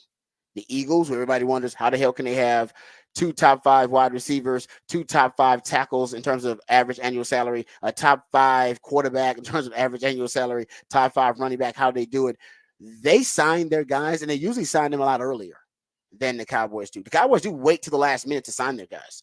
which does actually make a difference. I mean, you save more money signing guys early, and then instead of waiting to the last minute to sign guys, and then you end up having to pay top dollar for your own guys instead of getting a bit of a discount with your guys. And the Eagles, go look at all their guys. Those guys. They're re-signing their own guys, but they're doing it earlier than the Cowboys do. The Devontae Smith thing, before it even became a topic, they decided, no, we're gonna act, and we are going to be, the proactive and sign him before he even hits free agency. Cowboys don't do that. They, even with Dak, right? They're gonna wait till last minute with Dak, instead of, and you can pay top dollar for him, but just know, even that top dollar value you pay earlier is still gonna be a discount compared to you paying top dollar later on in that contract, the last year of that contract. But anyway, so the Cowboys 25th over that 4-year period, 2013 to 2016, in cash spending. Eagles ranked number 1 in that period in cash spending, because as we talked about, and my man Patrick always mentioned, cash over cap gives you a bit of a discount on your salary cap. All right, it gives you a discount because you're paying all that money up front, usually in signing bonus, and you're front loading those deals. 2016 to 2019. Jason Lockenfor of CBS Sports, he identifies the Cowboys as the team that spent the least cash over that period of any team in the league. They spent the least amount of cash from 2016 to 2019. If you go look at 2021, I think they're taking out the COVID year. 2021 and 2023, most recently, the Cowboys are at, in that period, 30th in cash spending in that period. So they ranked 25th in cash spending from 2013 and 2016, last in cash spending from 2016 and 2019, and 30th in cash spending from 2021 to 2023. 2 things the Cowboys can do that would help their salary cap situation. Number 1, spend more cash. Jerry Jones, you got it. You know you do. You got tons of it. Spend more cash, all right? And then that gives you a discount, cash over cap. And also, you got to start signing your guys earlier. Waiting to the last possible minute to sign your guys it's working against you and not giving you a discount on the value of that contract. You do much better trying to be proactive and signing these players way before they get to the last year of their deal. And I think just those 2 things simply would help the Cowboys a ton. There's a GM, one NFL executive anonymously said, what the Eagles are doing with the salary cap is not magic. They're better than anyone at locking up their key players early. It looks expensive at first, but it almost always leads to financial flexibility later. They end up having less holes to fill and more money to fill them with. When you don't do that, you're stuck with the bloated back ends of contracts. That's what the Cowboys are with Dak and with Lamb. I'm really surprised they didn't fix that before free agency started. It ain't rocket science. No. And I mean, you also throw in the fact that we know, and it doesn't take, an expert or someone who follows it super closely to realize that it's continuing to make more and more and more money. All these players continue to make more, and the salary cap continues to go up. So if you were the first one to sign, even though we're going to make Patrick Mahomes the most, the highest paid quarterback in the NFL. What's he at now? Oh yeah, like 4th or 5th or something. And you just say they'll start sliding down because we gave them that contract before everybody else got theirs. Because we re-signed them earlier, we were able to get them before they ballooned up. And we're just constantly playing the game of it will be expensive for 1 year. And then within 1 year, it'll be a good deal. But if we get early, but if we wait, now it's going to be 2 years before that becomes an okay deal. And we played the back end of the balloon end. So we're also kind of stuck with that back end year. And then, like, if you pay Dak Prescott, if Dak Prescott goes and takes you to the Super Bowl this year, and you're paying Dak, it means you're paying Dak the most money you can this last year, and you're going to have to pay him as one of the top paid quarterbacks in the NFL next year too, where you could have re-signed him, a year ago for less than you'd be paying him now. You'd be in a much better place now. You could re-sign CeeDee Lamb. If you would have re-signed him at the beginning of the offseason, you probably could have got it would have been a lot. It would have been close to that 30. But you also, in 2 or 3 years, once Justin Jefferson signs, and Justin Jefferson would have based it off of CeeDee Lamb, Jamar Chase, all these guys would have signed. Yeah. It would have now pushed it to where, well, man, we actually have CeeDee Lamb on not a bad deal. It's like Amari Cooper. We saw with Amari Cooper that they said his salary is too much. $20 million. We got to get rid of him. And within 3 months, His salary looked like one of the best deals in the league. Yeah, it did. And it's just they just never want to play. They always assume for whatever reason that somehow it's going to flip back in their favor, and because they waited, they'll get the edge, and they keep getting stuck with it on the back end when it doesn't. Yep. No, that's a great point about they miscalculate the market. Yeah, at times, and it's like they did it with the running back position last year. They kind of misread the market, and they did it with that wide receiver position when they traded Amari Cooper for pennies, and they thought that was a bloated contract. Turns out that was a bargain of a contract for a really good player. You should have kept him one more year and then decide to trade him. But the Cowboys misread the market. The craziest part about that overall is this is a franchise obsessed with their evaluation of what they're worth. They know that they are continuing to raise in value. They understand that they're, as a brand, the Dallas Cowboys is extremely expensive and worth every penny of it and all of that. And they know that. Yet some reason they keep thinking, well, clearly this is going to run out and the players are going to want less money and we'll be able to get a hand of it. I don't get how you can live in those two worlds. I'm with you. Yeah, that's a great point. Because you would think with the value of it, they would be like the Yankees and just spend. Yeah. Now I know it's a different thing in salary cap. Very much, yeah. But the teams, even in NBA, the teams that are considered like the Cowboys in the league, that they spend money. It's at different leagues. I understand that, but the Cowboys don't spend like that. They don't. Their brand, it's flashy and it says like they are, big spenders, and it actually says that it's worth more than any other brand in the NFL. But in terms of how much money they spend on players, they don't spend a lot of cash. They are a homegrown organization. It's a great way to be, but they don't exhaust every possible means to acquire talent and to build up the roster. And that includes free agency, trades, as well as the draft. And I think they would do better to spend cash to give themselves a bit more salary cap flexibility. And you don't see enough of that with the Cowboys. All right, good stuff there. We'll come back. We'll get into the Belichick article. There was a Bill Belichick, and he mentions the Cowboys, by the way, their topic in this Bill Belichick expose by ESPN.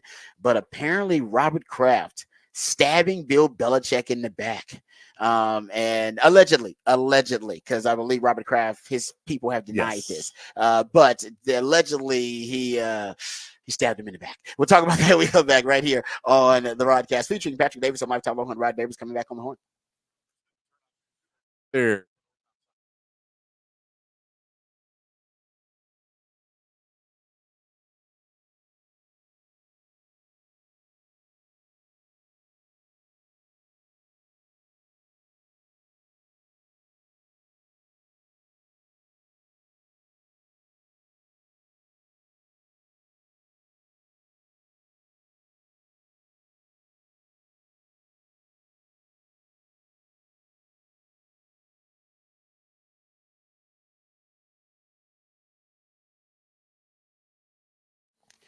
Hey, what's up, folks? Lifetime Longhorn, Rod Babers here. Let's talk about Callahan's General Store. Yesterday, we had Charlie Wilson and Omar Uresti on the show, and Charlie Wilson is the CEO, general manager of Callahan's General Store, and usually I get to pick his brain about what to do about my yard and what to do about my lawn. At one point, I thought it was hopeless. There was no hope for my yard. Had nothing but weeds in it and patches of brown grass, and everything that I tried just seemed like it didn't work. It just seemed like I couldn't get an answer until I found Callahan's General Store, folks. They got everything you need, including the know-how to make sure that your yard and your lawn are looking in top-notch condition. You want that golf course condition grass and lawn, Callahan's is the best place to go for it, whether it's the pre-emergence that you need to put down to kill the weeds initially, or the weed and feed to feed the grass, also kill more of those weeds, the dandelions and the crabgrass, or if you need the Bermuda seed, you need the grass seed to actually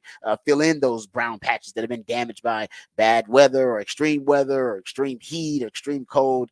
They have that at Callahan's. They got everything you need: the soil, the amendments, the fertilizer, all of those different things. If you have the green thumb and you're starting to do your gardening right now and you need the seedling vegetables, they have all those as well. A variety of them, as a matter of fact: peppers and tomatoes and melons and other plants to choose from. And even if you're planting trees around the property as well, they have tons of those, pecan trees and fruit trees. They got it all there at Callahan's General Store. So my yard finally is starting to look up to snuff. It's not totally complete yet. I'm still working with my friends over at Callahan's to make sure that it is in the best possible condition. But it is doing a whole lot better. It's because of my good friends over at Callahan's General Store. So go over there, go talk to them, let them know exactly what your needs and concerns are. They will make sure that they give you all the supplies and all the resources and all the know-how that you need to make sure your yard and lawn are looking top notch. You know where it is, 501 Bastrop Highway. It's there right there between downtown and the airport. It's Callahan's General Store, and every day is a great day to make it a Callahan's Day.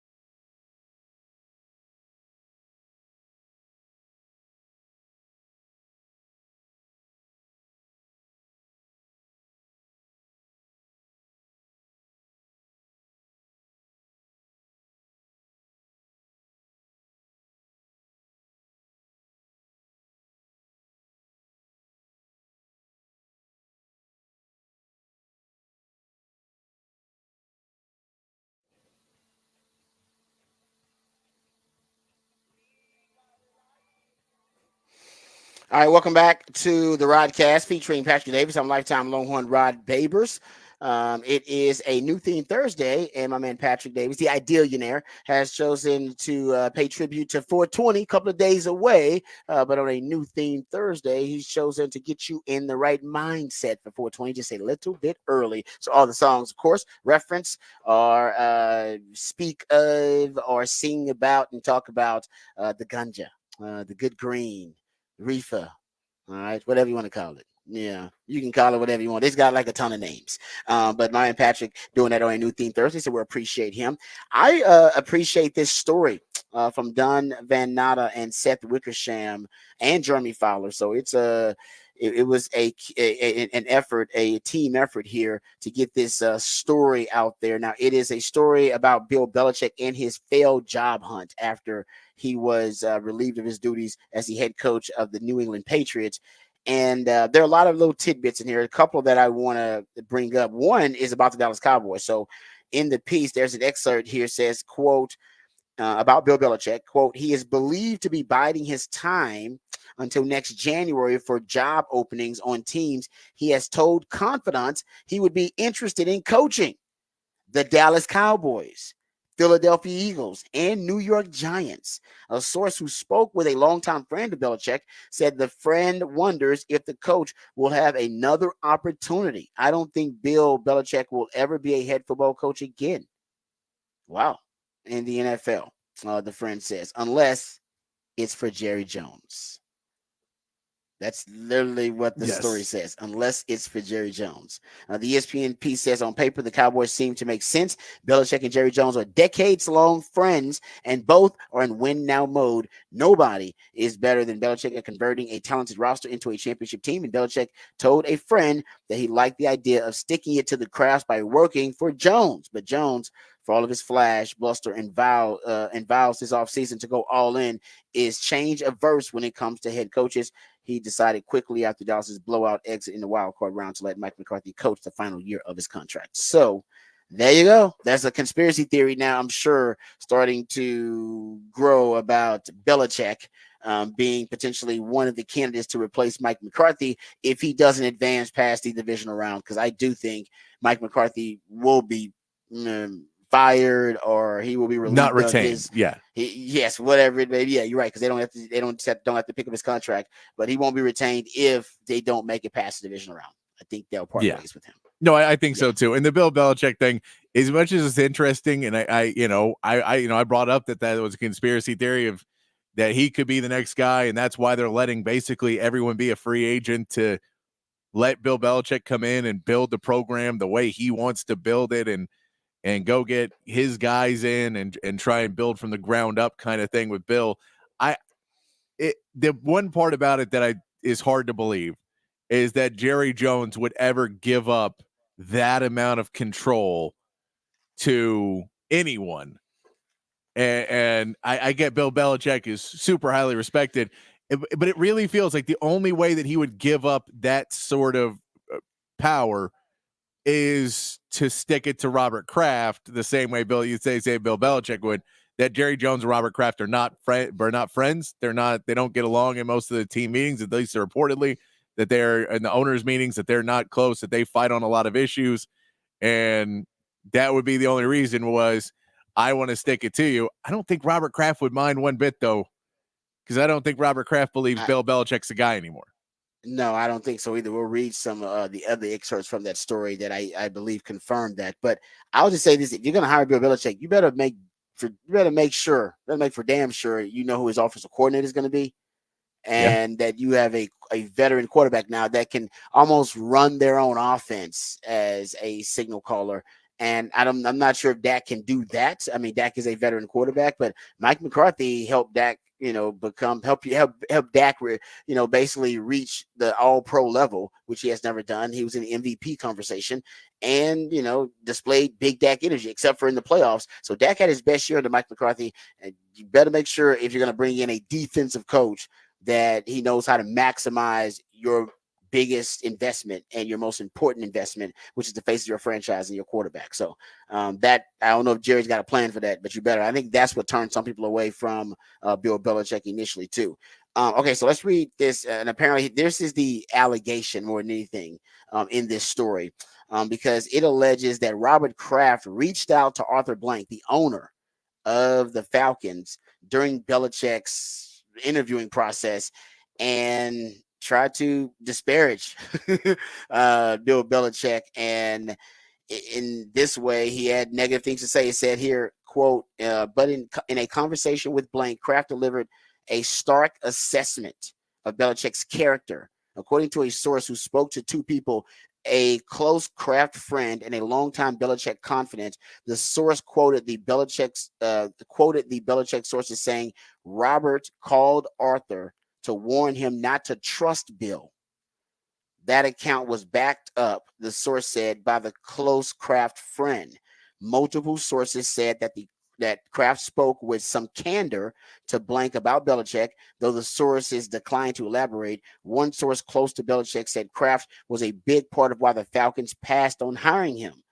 The comments were consistent with what Kraft had been telling Confidence for months. After an unprecedented run, after Spygate, Aaron Hernandez, after backing his coach and moving on from Brady after disagreements publicly and privately about cash and spending and all this kind of stuff, the owner had lost trust in Bill Belichick, which was a key reason for their deteriorating working relationship and the end of the Patriot way. A second source close to Kraft said, basically, Kraft found Bill to be extremely difficult and obstinate and kind of stubborn, and in the end, not worthy of his trust, and also very, very, very, very arrogant. A spokesman for Kraft strongly denied. Kraft said any disparaging things about Bill Belichick, and in conversations with Blank, James said Kraft had no recollection of doing that and acknowledged Kraft might have done so prior to January.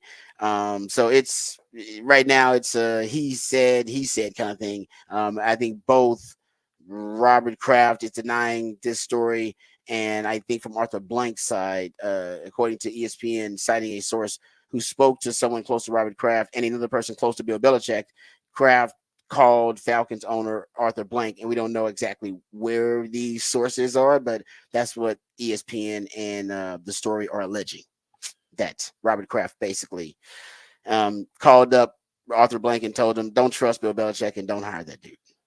Yeah. So that's the gist of it. Yeah. I mean, I could believe he could have called him up and said, so what did Bill Belichick tell you happened here? And well, he said that you were in his way and that you didn't want to do any of these things, and he had a perfect solution to fix everything, and that you stood in his way. He goes, that's not true. None of that is true. I can say Bill Belichick was the guy who said, I don't need Tom Brady. Tom Brady is not the reason we're winning. And then Tom Brady left, and most people said, oh, Tom Brady was the reason you're winning. You're a good coach. You're a really good coach. But Tom Brady was the reason you were winning. You were a dynasty. Yeah, Tom Brady leaving, I think, was more so what blew it up than anything else. Yeah. They didn't realize how important he was, and then he goes to Tampa and wins a Super Bowl in their first year. It's Greg Popovich in his Hall of Fame speech, basically his first thing was, if you want to know why I'm here, and then looked over at the players next to him and Tim Duncan and Manu Ginobili and Tony Parker and David Robinson, was like, this is why I'm here. This is the reason why I'm a Hall of Fame coach. And but that's the point, is he understands, look, without the players, what are you going to do? You can be the greatest coach in the world. If you don't have the talent, you can't mold it. You can't put it in the way. And Tom Brady was the guy on the offensive end. He was the offensive coordinator that made Bill Belichick's defensive coordinator work. And it was a mix. And so I'm with you. But Bill Belichick, it's, unless you tell me you have your quarterback and your offensive coordinator that are going to take us somewhere, I don't trust necessarily that you're going to be able to get it done on both ends of the ball, because offensively you have been god awful without Tom Brady. Yeah, horrible without Tom Brady. So that is the latest. And also Bill Belichick claims, or at least the story claims, that he's going to sign a media deal with Peyton Manning's Omaha Productions pretty soon. Also that he was blindsided by Atlanta hiring Raheem Morris, and was not among the top 3 choices for the Falcons. And when they narrowed down their coaching search, so he wasn't even among the top 3 choices. So they didn't like what they heard in the interview anyway from Bill Belichick, apparently. So there you go. That's from the expose about Bill Belichick behind the scenes. But apparently the Cowboys on his short list of possible destinations that he wants to land. All right, we'll come back. We'll get into what the facts, what the stats. Throw out a couple of those, and then we'll come back to the next hour and get into some NBA discussion. All that and more right here on the Rodcast, featuring Patrick Davis. I'm Lifetime Longhorn Rod Babers, coming back on the horn.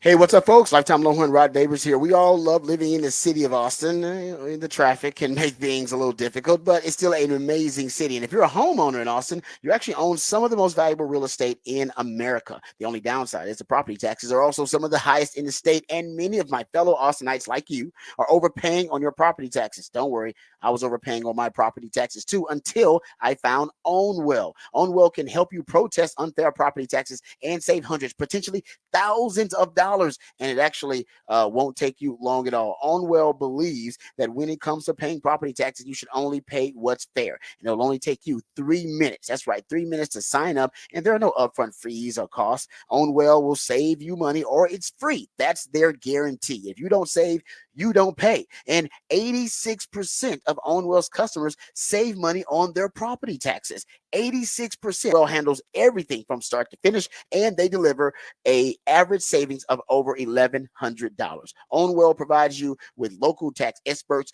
backed by cutting-edge technology and the best in-class customer support around. Save money on your property taxes with OwnWell. Sign up in less than 3 minutes and start your protest today at ownwell.com. That's ownwell.com, OWNWELL.com, ownwell.com.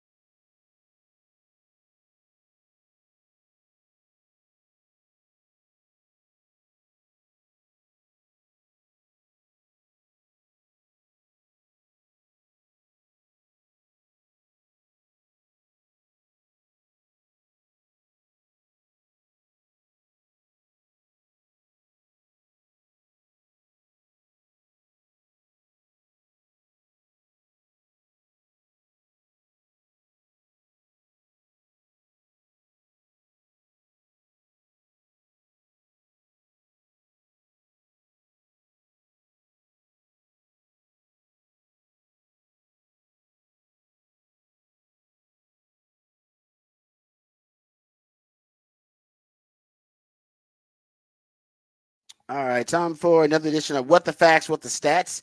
This is just a factoid. Bill Belichick revealed in his interview where he was co-hosting almost with Pat McAfee, on the Pat McAfee show.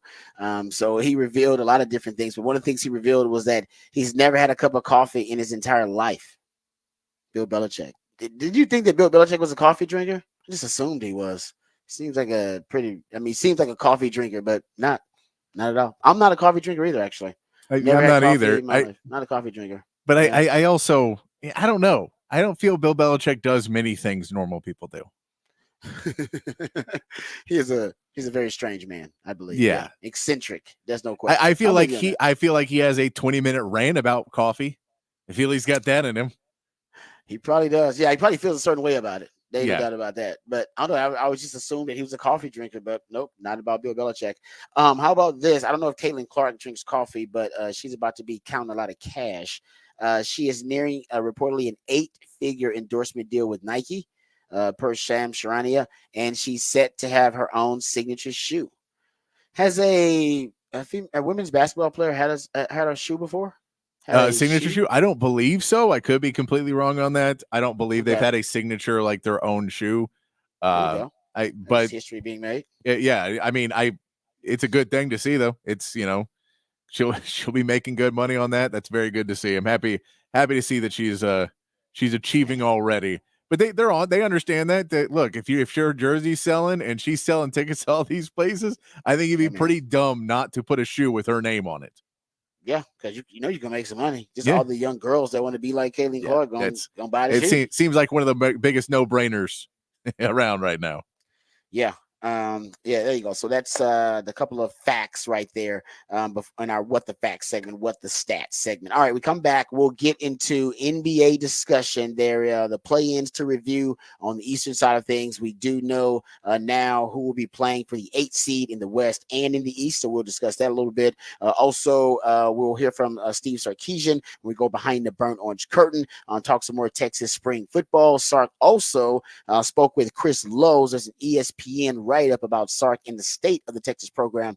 He's got a quote in there that's got Longhorn fans giddy. We'll read that to you too, and have some Texas football discussion on the other side. All of that and more right here on the Rodcast, featuring Patrick Davis on Lifetime Longhorn. Rod Babers coming back on the horn.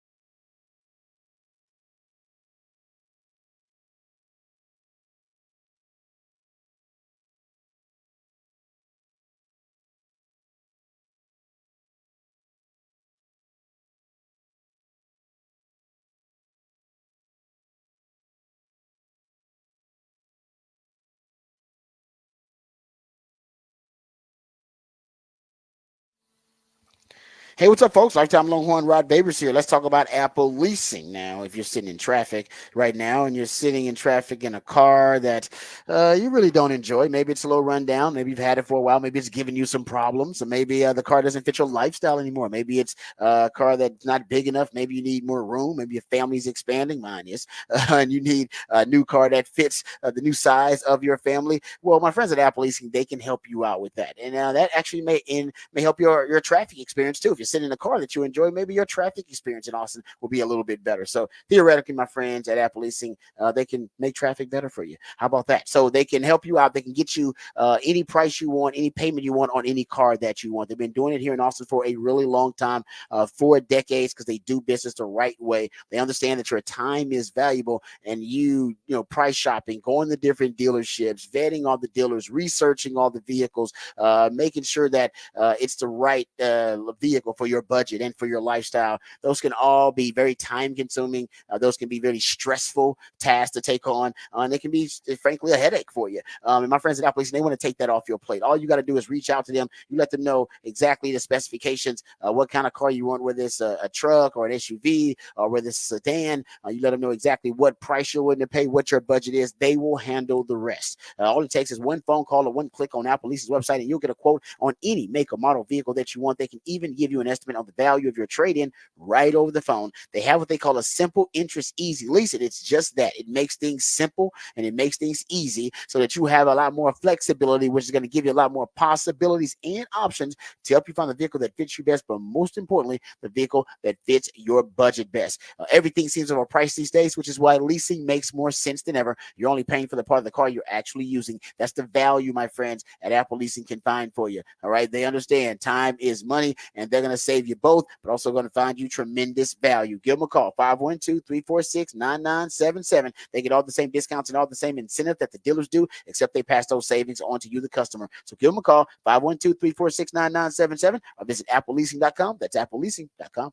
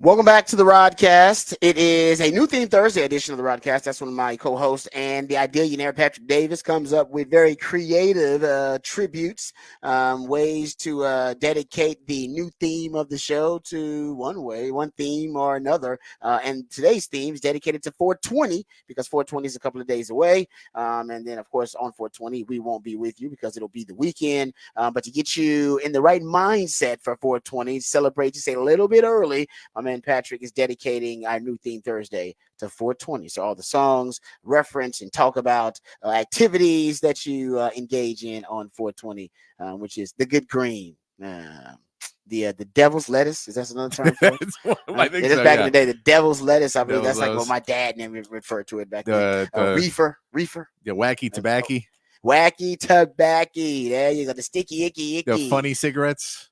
The funny cigarettes. Oh yeah, it's got lots of names, but there you go. So 420 is the topic for a new theme Thursday. There's also a topic for the big fat poll of the day, which Patrick also comes up with. This one you got to give some thought. You got to put some thought into it. You know, not and then usually you got to put obviously some great thought into the discourse and conversation we have about the big fat poll today, but it's usually something that is more like sports centric, about what's happening, like the competitions or legacies of different players and athletes, that kind of stuff. And this one is a little outside the box. It's related to sports, but it's outside the box. It's very related, but it is, and it's one that I still feel like we haven't got the best answer. No, I still feel like there's one that we're missing, and I haven't heard it yet. But I'm sure that. But the big fat poll today, we'll put the premise of this too was that we saw Rodney Terry had a transfer recruit that was in town yesterday, and he took him out on the riverboat going down Lake Travis or Lake Austin, Lady Bird Lake, right next to the city, and so you can see the skyline and everything. And this is something he has done before. One of his deal closers, showing people the city. Yep, it's a go-to. It's a go-to move for him. It's a go-to move for him. So after campus, after you showed him everything on campus, and as a coach. So not players taking them, as a coach taking them. Where in Austin would you take a recruit to seal the deal? Where would you go in Austin to seal the deal? Yeah, as a coach. As a coach. So because as players, you go to play, but as a coach, where would you go? That puts a little bit more parameters on it, make it a little bit more PG-13, because I think the first few answers were just all gentlemen's clubs. Yes. And yes, Austin has some fine gentlemen's clubs, fine establishments, but we're talking about a coach, so the coach wouldn't take you there. So yeah, I'll admit, I don't know if we've had that answer that to me is the money answer, like, oh yeah, that's it. And maybe that's because there's so many different places in Austin and there's so many different approaches to that, to that question. That's why you couldn't solve it. I think I would go either a live show, because it is a live music mecca. Yes. So a live show of some kind would be great. You got a lot of great live music venues. Or I'd probably, oh man, like I said, you also could take them out on the lake if they want to get into some water sports and stuff. The lake with all the beautiful people and all the young ladies out there in bikinis and stuff. That would be great. I'm sure that's a nice vibe. Barbecue. It's a foodie town. It's a foodie town. Barbecue. You go to Austin and you don't have some good food. This is my thing is you got to figure out a way to do Franklin's without the line. Because I don't think you can take a recruit to go stand in line. No, you can't do it. You got somebody stand in line beforehand. Or get the food and they get the food and come back. So that's how you got to do that. I think you got to get that. But then then you don't have the ambiance. Like you do want some of the ambiance. Like, hey man, this is what people do. This is how good the food is. They sit in the line, but you don't want them to have to stand in the line. Exactly. So yeah, no. It is. Like I said, Austin's got lots to offer, man. If I go barbecue, some of my favorite barbecue is probably Valentina's. Is up there too. They're out there now. They just moved they got a location in Buda now. They used to be actually close. Man, Tex-Mex BBQ. Yeah. I mean, we can go even comedy now. I know Shane Gillis, they posted Shane Gillis was out hanging out with the team yesterday. Yeah, I saw them taking a picture with Sark. And you're right. Now they have like these great comedy clubs now, where they've always had good comedy clubs, but now apparently they have more national acts coming through, and there's a movement to turn Austin into like a comedy, a live comedy mecca too. I mean, that is like a push now and hopefully that's the case. And this week you got a lot of great shows because of the comedy festival, correct? Yes, Moon Tower Comedy's in town. Still happening right now, which I love live comedies. I probably love going to stand-up comedy shows more than I like going to live music shows. Yeah, we'll have to hit up. We'll talk to Moon Tower people. I know some people over there. We'll talk to them next year, and we'll do something with them next year here. Yeah, no, that's good. I would like that. That's good. I know you got a lot of hookups in the comedy world and the music world, actually. So we appreciate my man Patrick, who's also going to give us the Horn headlines here momentarily. And once we get those, we'll dive into the NBA play-ins on the eastern side of things. So we do know who these 7 seeds are, and now we know what teams will be matched up against each other battling it out for the 8th seed in the West and in the East. So we'll get to that here in just a second. Go behind the burnt orange curtain. Next segment here from Steve Sarkisian talking about different positions in spring. Before we do any of that, let's get updated. Let's get educated and informed on the big headlines of the day in our Horn Headlines. All right, your Horn Headlines brought to you by Top Gun Rentals and Lawn Equipment. In the NBA, the 76ers held on late to get a 105-104 victory over the Heat and advance in the playoffs as the 7th seed in the East to take on the Knicks in the first round.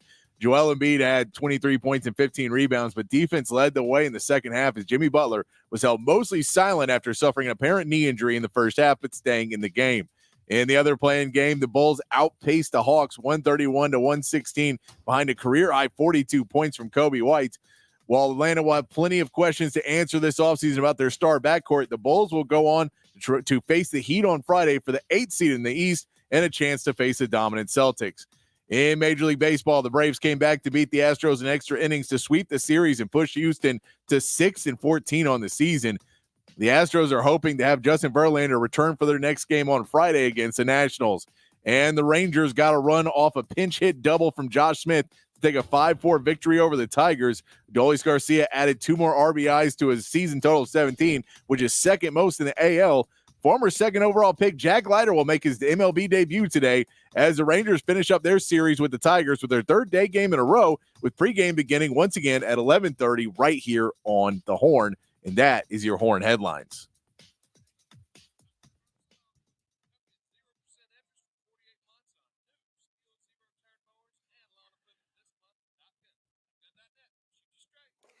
All right, thank you, Patrick, for the Horn Headlines. Really quickly, just getting to the play-in games from last night on the eastern side of things. The 76ers claimed the 7th seed over the Miami Heat. They win 105-104.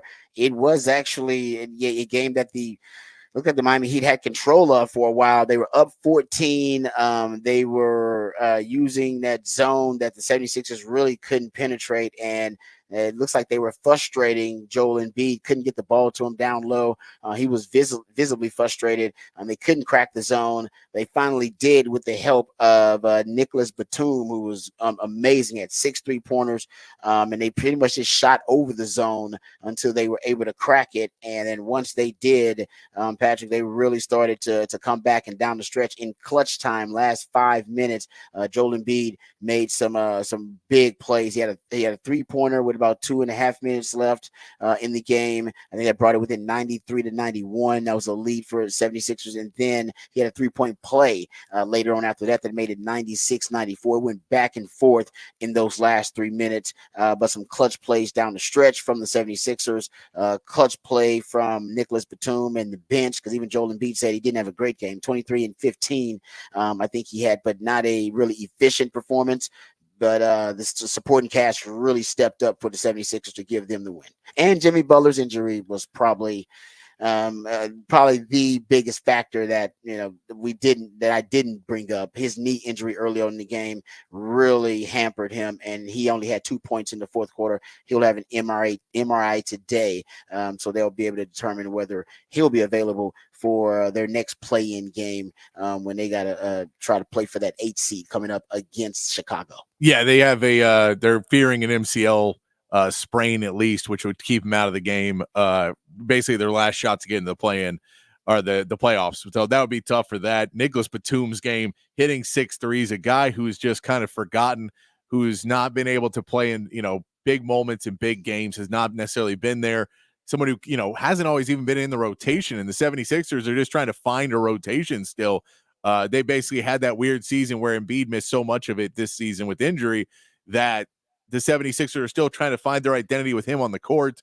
In Miami going to that zone, they needed some 3-point shooting. They put Batum out there. He gets hot. He can play good enough defense, a smart enough defender. And then again, this is what's weird about these last 2 games too, is teams actually hit their free throws.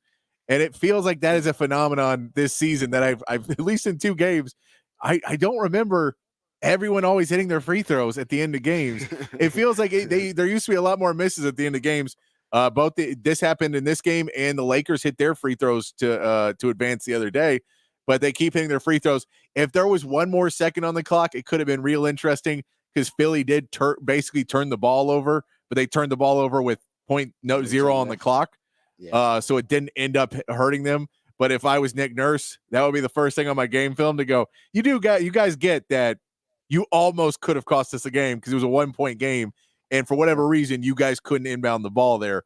And if there was a second, it was 1.3 on the clock and it goes out with 0.4, they get a shot up to win the game. So it came down to it at the very end. Miami was still fighting throughout it. But in all reality, it was the 76ers are a better team with Joel Embiid on the court. They're a better team. I'm surprised it took him that much to fight back. Joel Embiid just didn't have a really good game. They don't have a lot of depth. It's surprising that Nicholas Batum had to be the hero in the game. But yeah, I think if Jimmy Butler, we would have seen playoff Butler, Hemi Butler would have come out if he had not had that injury.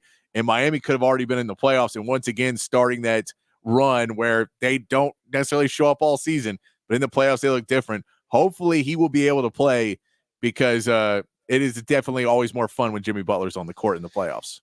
Yeah, Hemi showing up out there. It would be a disaster for Miami if he's not available in that play-in versus Chicago. Jumping to the other side of things, Chicago's Kobe White just had a extraordinary performance. He had the best game he's had as a pro. He had 42 points. That's a career high. His career high previously was 37. He had 9 rebounds, 6 assists. I mean, he was just unconscious out there. So that was pretty much what led Chicago to the 131-116 win over Atlanta. Chicago shot 57% from the field. Chicago they were really efficient. Yeah, and Atlanta doesn't play a lot of defense. Okay. Well, I mean, it's two things. It is you have to be efficient. You have to be able to hit the shots, and they're giving it to you. But Atlanta does not play a ton of defense. They're one of those teams that, the guards will often just try and funnel things to Clint Capella. And if you're Clint Capella, you can only do so much, and good teams will pass the ball at the end, and you come out on a help. It's just, they're not the best defensive team. They thought DeJounte Murray was going to help them with perimeter defense a little bit more. But and they got better a little bit. They tried a little bit harder with Quinn Snyder when they fired Nick McMillan and brought in Quinn Snyder, but that seems to have worn off now, and they just don't seem to really have that oomph in their game and that want to in Atlanta right now to get them over the edge and fight the same way we saw Miami fight, the same way we've seen Chicago fight, the same way Philly fought. That these guys are really trying to be in there. Sacramento is a perfect example of a team that looked dead in the water and then came out of nowhere to fight really hard to get into that, to win that game. You did not see that from Atlanta. They wanted to outscore the other team. Trae Young goes 4 for 12. And if a generational talent is what he wants to be known, and it's just one of those players that, he was that part of that Luka Doncic trade, and there were seasons where people said, I don't know who got the better end of that trade. It is going more and more down the line that is Luka Doncic. That is the much better player. That's a real Trae Young fan at this point. No. I mean, if you remember when Trae Young took him to the Eastern Conference Finals. Yeah, no, you're right. So at that point, people were saying, no, Trae Young could be this guy. And then he had the benefit of the doubt after that. He has a lot of stats. The second half of this season, when they started to call the game differently, he still gets to the foul line. So had 13 free throws in this game. But the fact that he's taking shots and not getting calls, where a lot of these missed shots are shots where he's used to getting a foul call on him, and he's just not trying to get open and, playing necessarily the best basketball. He's still good. Still got 10 assists in the game. Still a really good passer. Still has a high basketball IQ, but he has to keep changing his game up. And if he doesn't want to play defense, I don't know if he can be that guy. Yeah, no, that's a good point. I wonder what Atlanta's going to do now. What they do going forward. DeJounte Murray and Trae Young. They thought they would be like a dynamic duo in the backcourt, and it theoretically it made sense, right? DeJounte Murray, defensive guard that can shoot. Trae Young can be a guy that can score from multiple levels, but it definitely hasn't necessarily worked out for Atlanta with both of those guys. All right, we'll get into. I want to get to this Sark quote, and then next segment we'll get to some Sark audio from his media availability early this week. I'm talking about some of the positions specifically and how they're doing during spring ball. But he was, at least he did an interview with Chris Lowe of ESPN, And a couple of the quotes from this interview have Longhorn fans a little bit giddy. So he was speaking about the Nick Saban retirement, and he talked about his decision-making process when he was being considered as one of the top candidates to replace Nick Saban in Alabama.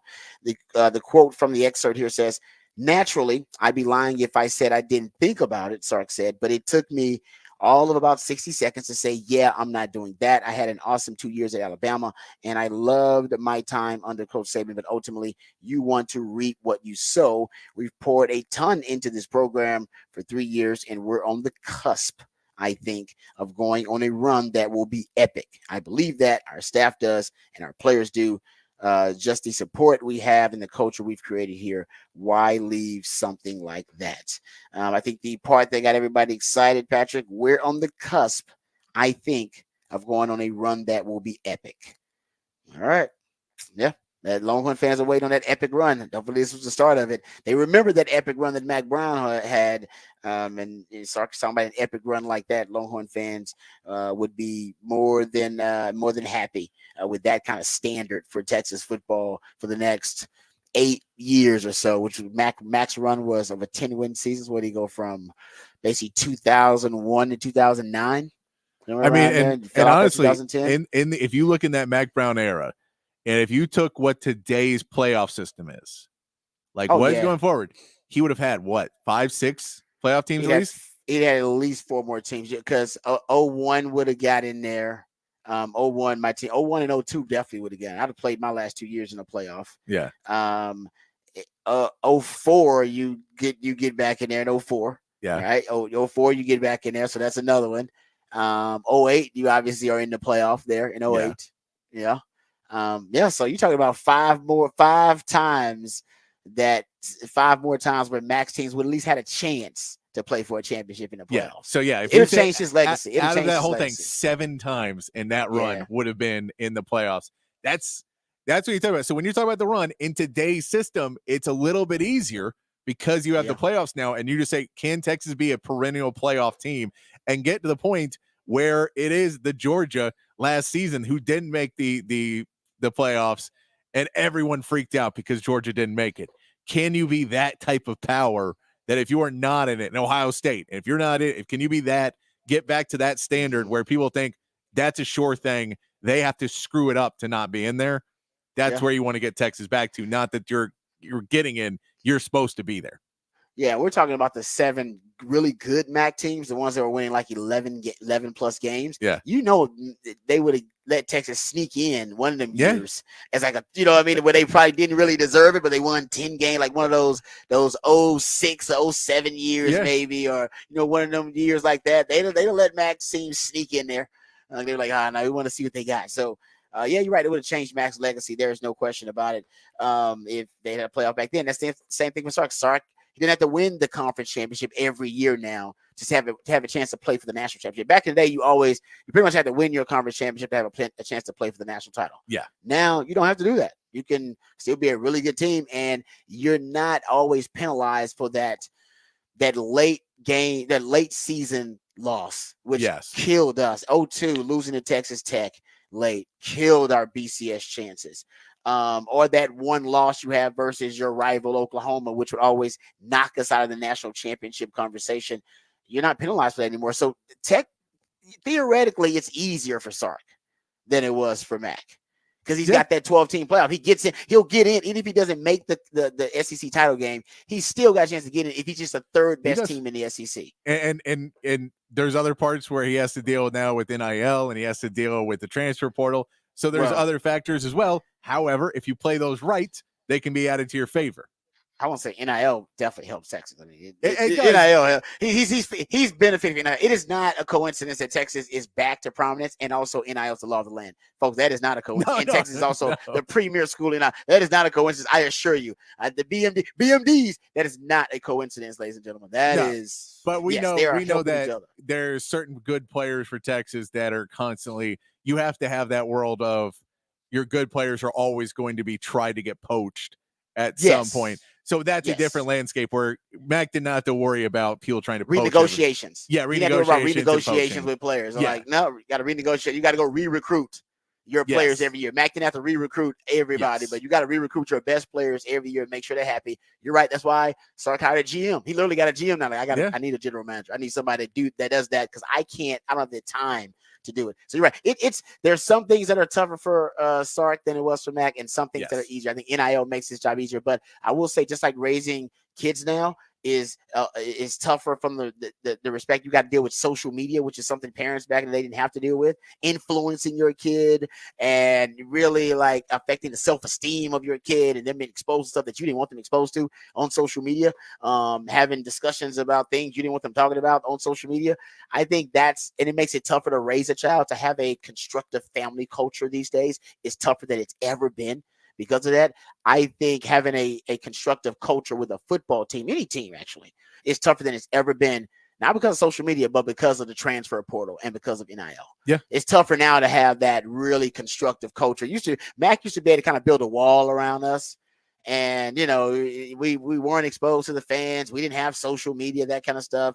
Transfer portal wasn't an option. So you could de-recruit a player and didn't have to re-recruit them every year and almost have a 3-year plan for them being on campus. Yeah. Ain't no 3-year plans no more for a guy being on campus. Hell no, you don't know what you're going to get from year to year. So it's tougher than ever to build a really positive culture because the guys, if they don't like what you're doing, they either complain about it on social media or they leave. Or both, and both negatively affect the perception of your program and the program itself. And Sark has to deal with that. Mac never had to deal with that kind of stuff. It's like parents back in the day. My parents didn't have to deal with social media. Now you got to deal with social media and your kids. Kids have access to the internet and porn and everything. And now you got to deal with parents on social media. Yeah, exactly. Yeah, it's a great point. Because they now I never thought about that, but you're right. Now I'm gonna be on social media. My kid is too. That's creepy. That's like going to the strip club and seeing your daughter. That's not good. You don't want to do that. I'm talking about Sark has to deal with parents. If somebody goes, my son's not getting playing time, and I think he is the greatest player to ever grace God's green earth, then what? I'm going to go on social media and say that Sark's an idiot and he's not playing. And this is what I heard. This is what when we had Thanksgiving dinner, my son came home and he said that the coaching, it's a catastrophe in there and that they don't know what they're doing and and all that. And now all that gets put out there and you have to go, what did you say? And he goes, I said that I couldn't get in because there's so much competition. And I don't know how he took that. Yeah, no, you're right about that. And it's a good point. I remember seeing Coach Hurley, the UConn coach. I think I sent you this audio too, where he says now a part of his recruiting players, the overall evaluation, he says the parents are heavily considered, basically he has to evaluate the parents too. And they're basically how involved they are with the kid is heavily considered now in the recruitment. And how they approach, like he wants to talk to the coaches, like the middle school coach and high school coaches of that kid to find out, are the parents, are they like LeVar Ball kind of parents here? What are we talking about here? We talking about how involved are they? Are they gonna let the coaches coach? Or are they they want to text me after every game and talk to me about what's going on with their kid? And he also said, I need parents that when the kid goes back to them saying it's too hard, the parents go, yeah, it's supposed to be hard. And yes, it is too hard. I'll go talk to him and having parents that support them and understand, no, you're going to try and win a national championship. This is what it takes. And as I said, that's interesting too, because I don't know if you can do that in as much anymore, but that's a special circumstance from, that UConn. I don't think you can do it in football. You can't do it in football. I think basketball, you maybe can get away with it if you already won 2 national titles. But if you in football, I don't know. That's way too many players to try and get everyone to fall into that mold. And vetting parents and seeing, if they're parents that align with your goals and that kind of stuff. Yeah, no, but I agree with you. Some things are really tougher, a lot tougher, and some things I think Sark's got an advantage on. But there's no doubt he's got his own challenges, of course, in the new landscape of college sports. All right, we come back. Let's go behind the Burn-Ons curtain, and we're going to hear from Steve Sarkisian, this time talking about his players, specifically in spring, quarterbacks, wide receivers, running backs. We'll talk about their progress, all of that and more coming back on the Rodcast featuring Patrick Davis. I'm Lifetime Longhorn Rod Davis coming back on the horn.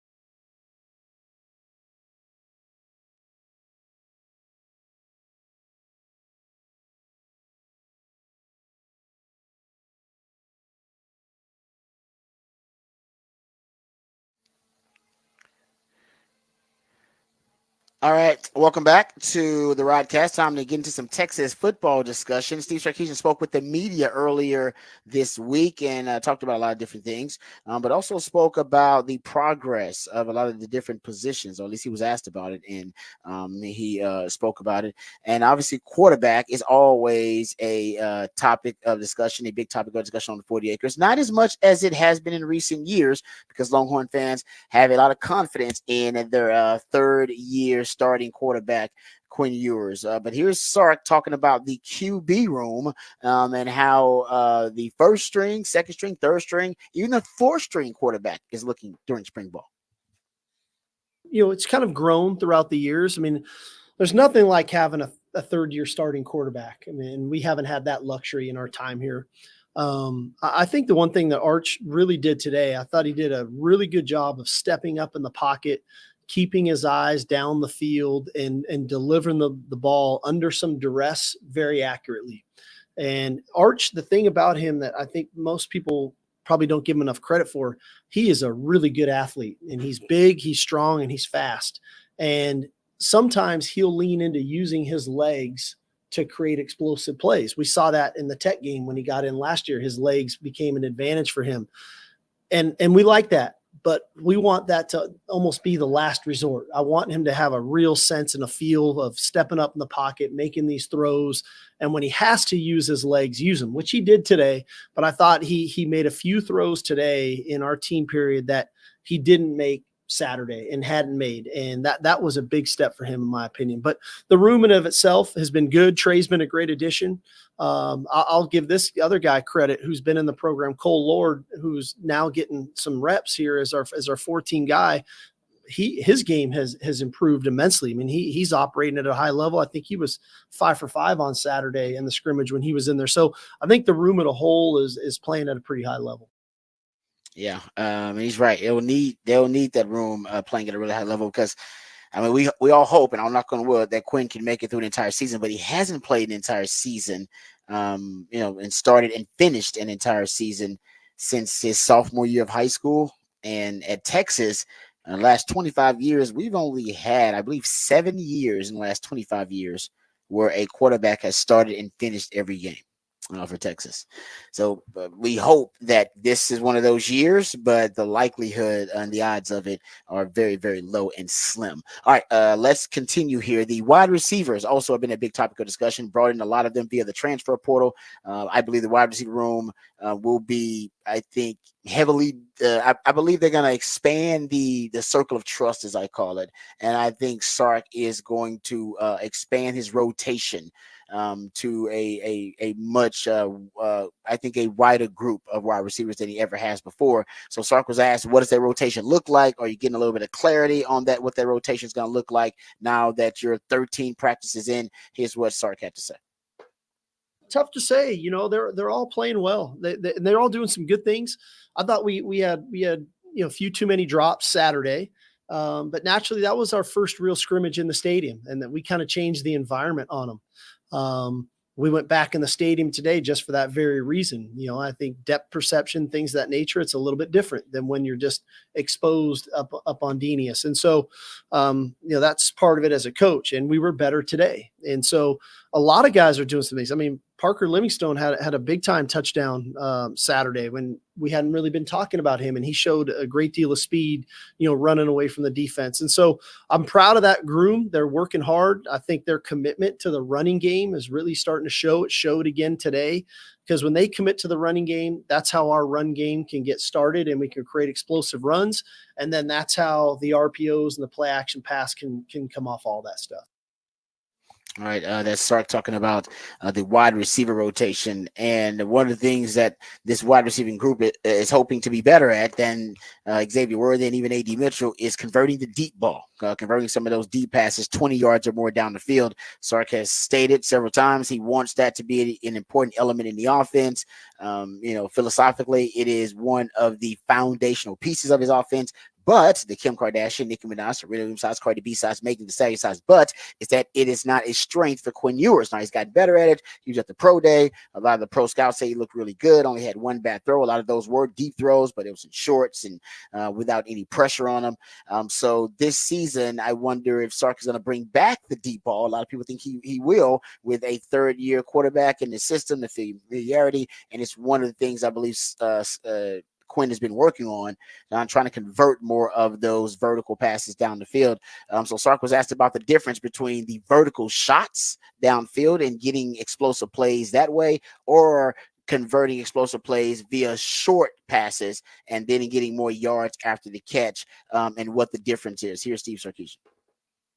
I think you want to have both. I think naturally the best offenses are the ones that do the most really well. Right. It's tough to be a really good offensive football team when you're one dimensional. If you don't have the threat of taking the top off a defense, now they start to sit on a lot of your routes that are underneath. If you don't have good receivers, but you can run the ball well, at some point the running game is going to get difficult because now they're committing more to the run. And so I do think, defenses have become more aware of trying to keep the ball in front of them. But that doesn't mean you can't create explosive plays. To your point, you can find quick hitting plays, crossing routes, things of that nature to create explosive plays. But if you never have the threat of that, then the field starts to shrink on you. And so that's when it comes down to not only a play caller, but then a quarterback decision-making, right? We're going to have shots available to the quarterback, but when that guy is double covered, safety's over the top, now there should be some voids in the intermediate range and even in some of the check down areas where that runner can catch the ball. And sometimes that's one of the challenges as a quarterback. We think, checking a ball down to a running back in the flat and it doesn't look like much, and you look up and it's a gain of 16 yards. That's the equivalent to hitting an in cut and a guy getting tackled for 16 yards. Those are the same amount of yards. And so forcing people to defend all of that, I think, is what we always try to do. And then attack a defense accordingly of who they are when they come to present. All right. So I guarantee in the spring game, though, you're going to see some deep balls. It's one of the things that I think Sark just naturally wants to work on. It gets the crowd excited. And I think he wants to see, Quinn and Arch too, with this wide receiving core, which is souped up. A lot of speed, right? Ron Wingo, a lot of speed. He's a 10-5 guy. Isaiah Bond. He's a 100 meters guy. That guy is, I think he wants that speed to be on display. So I think you may see some of those deep passes down the field. He also has been very complimentary of the running backs this season. He knows he's got CJ Baxter and Jaden Blue, but Trey Wisner's name has come up a lot. We know Christian Clark and Jarrett Gibson. They're really high on those young running backs coming in. Even Savion Red, people want to know exactly what Sark's going to do with him. What's the weight, the weight gain for Savion Red? Still a bit of a mystery. Is that just something where he was just undisciplined in the offseason, or is that a project by the coaches trying to turn him into some kind of Frankenstein monster, Kyle Juszczyk type modern progressive fullback? Here is Sark when he was asked about the division of the carries and touches between the running backs. Yeah, I'm not too overly concerned with that right now. What I do know is, I think that there's a nice combination of CJ and Jaden right now, of those two working together. I think Trey Wisner has been a really nice addition to getting him in that rotation with those two, because he can play both spots. He can be a backfield guy, he can be a move guy, and he's got enough pass receiving skills and things. So that's been helpful. And then all those other three guys are really on the come. What Savion has shown because of what he did at receiver and last year at running back. But then the two young backs, probably today, I would say today's Jarrett Gibson's best day, and 13 practices in, which is kind of what you'd hope for. I thought Saturday, Christian Clark had a really good day.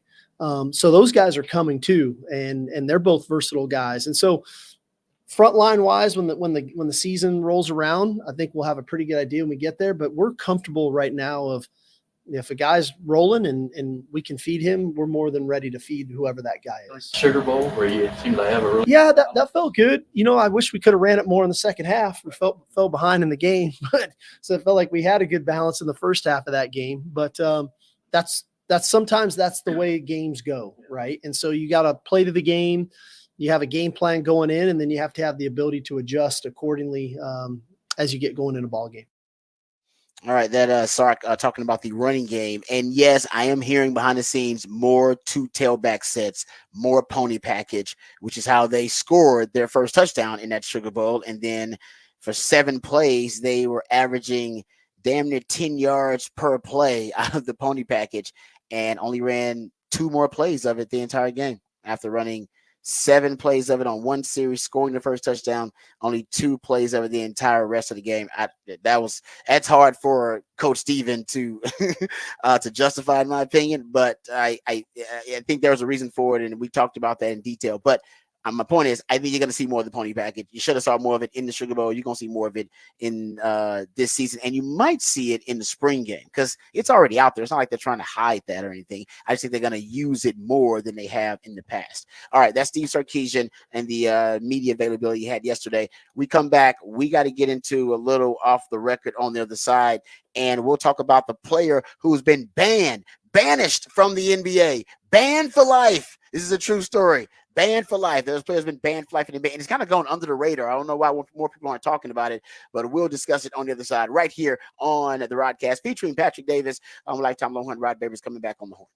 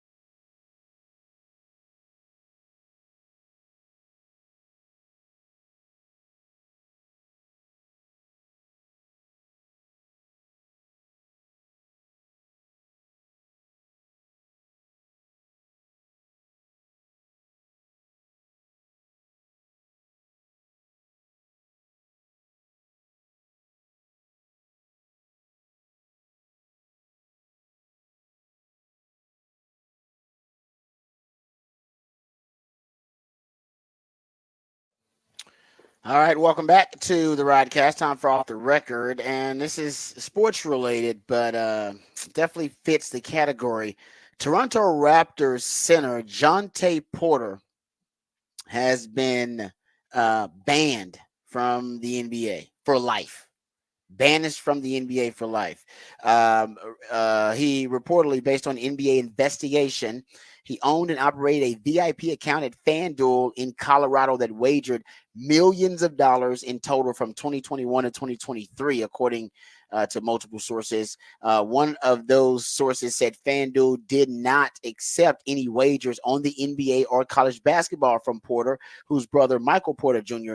is a pivotal member of the Denver Nuggets team that won the NBA championship in 2023. Porter allegedly placed over 1,000 wagers at the sports book. One source said he was firing all the time. And on Wednesday, the NBA banned Jonte Porter for life. In a statement, the NBA said it found that Porter had disclosed, quote, confidential information to sports bettors, limiting his own participation in one or more games for betting purposes. The league also found that while Porter was in the G League with the Raptors, 905, he bet $54,000 on NBA games using an associate's betting account, including 3 Toronto Raptors games.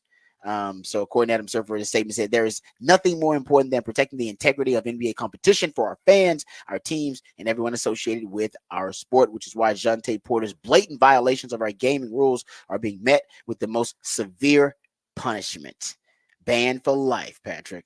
What are your thoughts about this? Yeah, I mean, it's mostly prop bets that they were. Yeah, that's how they started investigating because of the prop bets. Yeah, because they saw a ton of money coming in on some prop bets that were on a guy that you would not normally go, oh, no, I'll risk hundreds of thousands of dollars on. No, a guy plays $80K on basically the under. The under on one of his prop bets. I think for like 3-point shots or something. Yeah, there was a parlay that was supposed to make $1.1 million. I think that was basically flagged because they said this seems who would risk $80,000 to win $1 million on a parlay that's all around Jonte Porter. Yeah, the crazy Porter parlay. Yeah, the crazy part is it wasn't like he made a bunch of money doing it either. The stat that I saw was that he had made $21,965 on gambling on NBA games and profits, and he made $2.8 million playing in the NBA. Seems like one was doing better than the other, but yeah, it's clearly there's other issues going on, and it's he's addicted to gambling and everything else, and it's disappointing. But yeah, if you're Adam Silver, this is probably your best case scenario of we need an example as gambling gets bigger and bigger to show people that we are for real and we will suspend you for life and we don't care and we'll move on. And Jonte Porter plays for the Raptors. He's not a great player, but his brother's a good player. So it's like the name's there. He may know a lot of people in the league, but he's not going to hurt your bottom dollar. No one is not perfect cautionary tale. Yeah. So I think it's, for Adam Silver, if you had to say someone has to be the scapegoat and the sacrificial lamb, then that is going to be Jonte Porter, and that's what you had to do and move on. Yeah, no, I think you do. I'm with you. I think you had to do it because the NFL is dealing with it more and more, and they have not like levied these most severe punishment. Guys they are suspended for like a year, which is still pretty severe. That could end your career. I think some guys they'll never get back in the league after sitting out that year or whatever. But I think you got to get harsher because I think these stories are going to become more and more common. You're going to start more. I mean, there are obviously guys who are not reading the rules about of how and when you can bet as a pro athlete. And they're violating these rules. And the NFL and these leagues, by the way, NFL, NBA, Major League Baseball, they're working with not only federal authorities, but they're working with the companies themselves, the betting companies. They're giving the information back to the league because they want to have a very intimate relationship with these pro sports leagues, and they want to have trust between them, and because they know that's a cash cow for both of these, by the way, for both the league and the betting sites. This cash cow business, they're not going to let one player affect the integrity of the game, which could ultimately affect the cash cow. Yeah, and especially in the NFL where so many guys are on the field that anyone could try and just pick up a penalty to cost the game or something that simple to try and, skew a bet one way or the other. You're trying to nip it in the bud before it gets to a playoff game or something a huge division or a winning superstar, a star player. Yeah. Well, but not even this, because the star players are not, they'll make enough money. I don't think they'll necessarily always be in that position. But I know, but the star player, the ones that's addicted though, like you Yes, just said, that's true. he's not, he's getting money. He's Yeah. making millions of dollars. He's literally addicted to it. He just wants to Yeah. do it.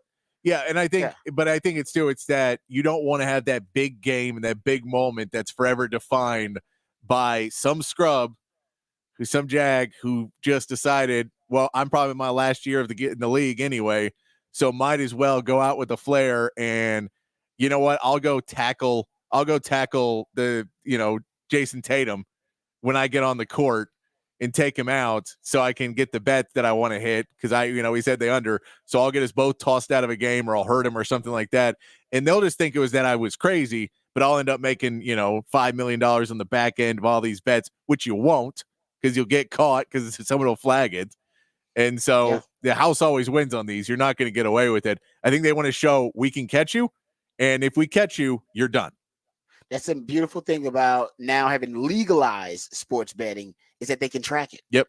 Now, when it was illegal and it was on the black market, you really couldn't track it. You guys can do what they want to do. That's the beauty of having it above board. Now you got to go through degrees of separation. You got to have 3, 4 different people that basically can be the buffer between you and the actual bet now.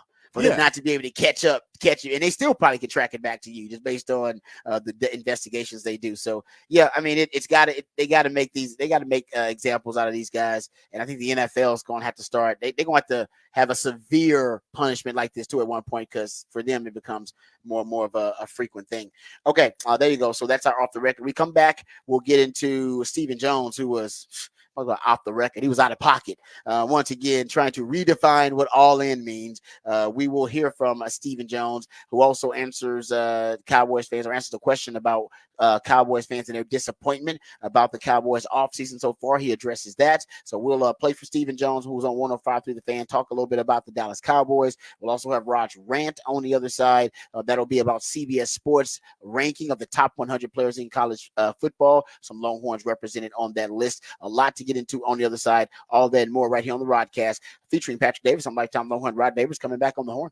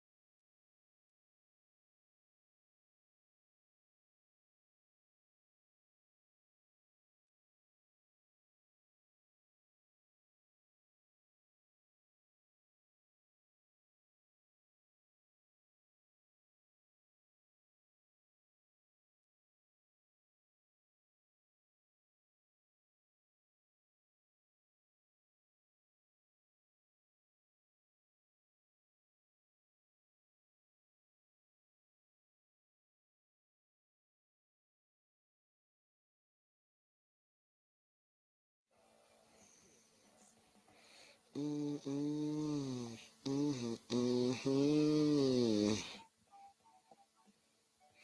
Mhm, mhm. Mhm.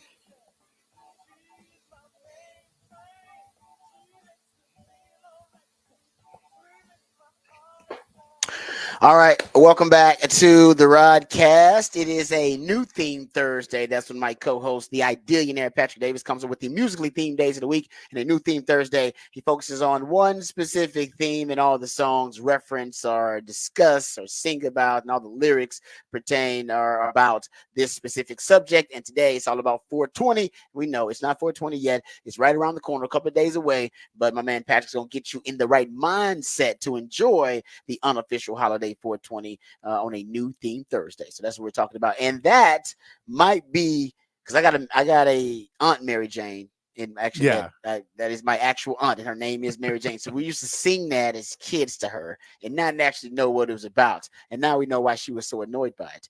But I will say that song might be if there was an anthem for 420, that could be in the running to be the anthem of 420. Yeah. Mary Jane. It could possibly be the anthem. It might be the greatest marijuana tribute song of all time. It's definitely is there a better one? It's definitely the most cross, like it fits across all people. Yes, more mainstream. Yeah, It does. because I Yes, feel yeah. like people will put on stuff that only stoners listen to. Yeah, stoners only stuff. Yeah, they'll put on that stuff and be like, "No, man, this is the best, man." Like, yeah, well, for stoners it is, yeah, but I don't want to get that high, so Yeah, I don't feel the same vibe you do. Walk into a kombucha smelled room, and I don't need to do that. So I'll. But if you hear this coming on, you're like, "All right, Yeah, it's be a good no, hang that's a right great here." point.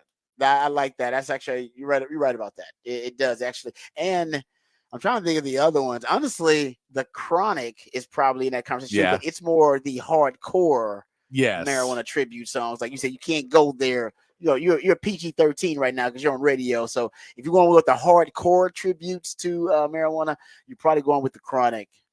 That's probably the number one there for the Chronic. Yeah. So it's but Mary Jane is, I said, it's going mainstream now, but everybody knows the song is recognizable, and everybody knows. Well, I think everybody knows what it's talking about. I don't know. Maybe some people still think like I was a kid. They think it's talking about a woman, Mary Jane. Could be, but I was very naive as a child. But anyway, so thanks to my man Patrick for the musically themed days of the week. Also, Patrick comes up with the big fat poll of the day, and this one is a little bit outside the box. I'll admit. Usually, we got a kind of a heated debate going on about these big fat polls today because they are sports centric. This is sports related, but a little bit outside the box. Patrick, give the folks the topic for the big fat poll of the day. Big fat poll of the day. We saw a big target for Texas in the transfer portal for basketball, and he posted that he was on the riverboat ride with Rodney Terry and the team yesterday. Mm-hmm. So it got me thinking. I thought after campus, after you show them everything on campus, as a coach, so not going into adult establishments, where in Austin would you take a recruit to seal the deal that you're showing them Austin and you want to seal the deal? Where would you take them?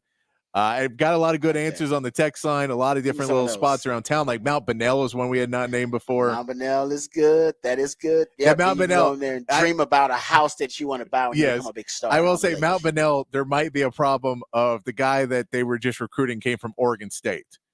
And, so that's nothing. And Mount Bunnell might be, he'd be like, well, we're climbing a mountain today. And you're like, no, we're climbing a Texas Mount Bunnell. Yeah. It's basically just a hill. It's a hill.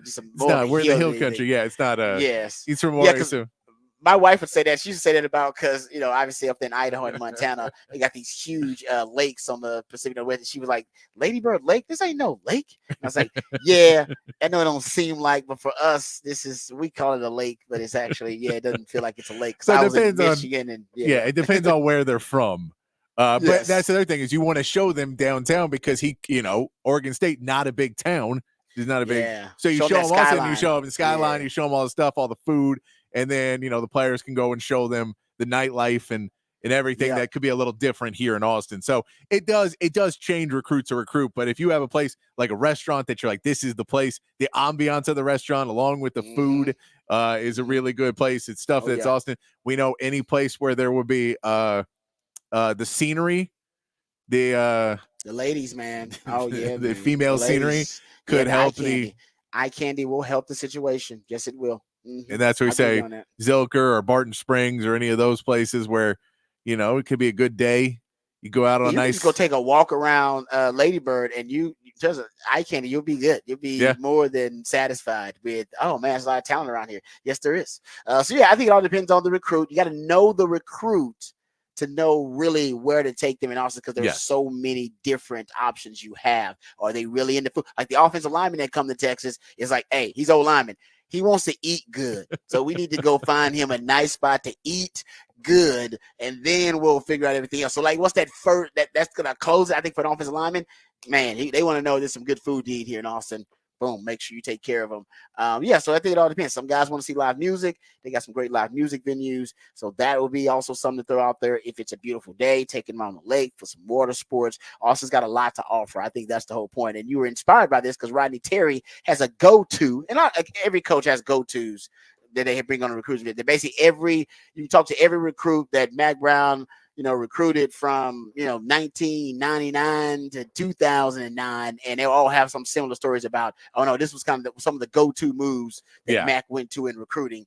And one of Rodney Terry's go-to moves is he'll take them on one of those boating sightseeing tours down Lady Bird Lake. They are beautiful though. I've been on one of those. It's really relaxing and serene and nice. And and they, see the city. You get a big enough thing, you rent the whole boat out, and the teammates are up there. Yes, so you got to get a hang with the teammates while it's happening, and put on whatever music you want to listen to. You just have a nice, easy going place where you can hang out with teammates, but also see the city at the same time. You're not riding in a car or something like that. There's no traffic. You're just. No, it is nice though. I mean, I believe they only had like 8-10 guys on there. Wasn't a lot of guys on there with them. So yeah, you get to have the whole thing. So that's one of his go-tos. That's what inspired Patrick to come up with that topic for the Big Fat Poll today.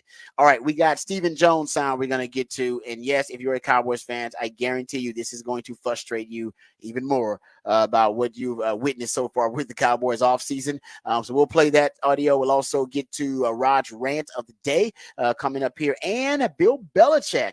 Reportedly, if he is able to pick out his ideal coaching spots, his ideal landing spots to be a head coach next, the Cowboys would be one of them. Apparently, NFC East actually really popular on the list of teams that Bill Belichick is considering, or at least that he hopes that he will be considering. So we'll get into that too, because that Belichick expose is really interesting. Before we do any of that, let's get educated. Let's get informed and updated with all the big headlines of the day with my man Patrick Davis with the Horn Headlines. All right, Horn Headlines brought to you by Top Gun Rentals and Lawn Equipment. In the NBA, the 76ers held on late to get a 105-104 victory over the Heat and advance to the playoffs as the 7th seed in the East and take on the Knicks in the first round. Joel Embiid had 23 points and 15 rebounds, but defense led the way in the second half as Jimmy Butler was held mostly silent after suffering an apparent knee injury in the first half, but staying in the game. Reports now that is an MCL sprain. He will be out several weeks with that, is what reports are now for Jimmy Butler.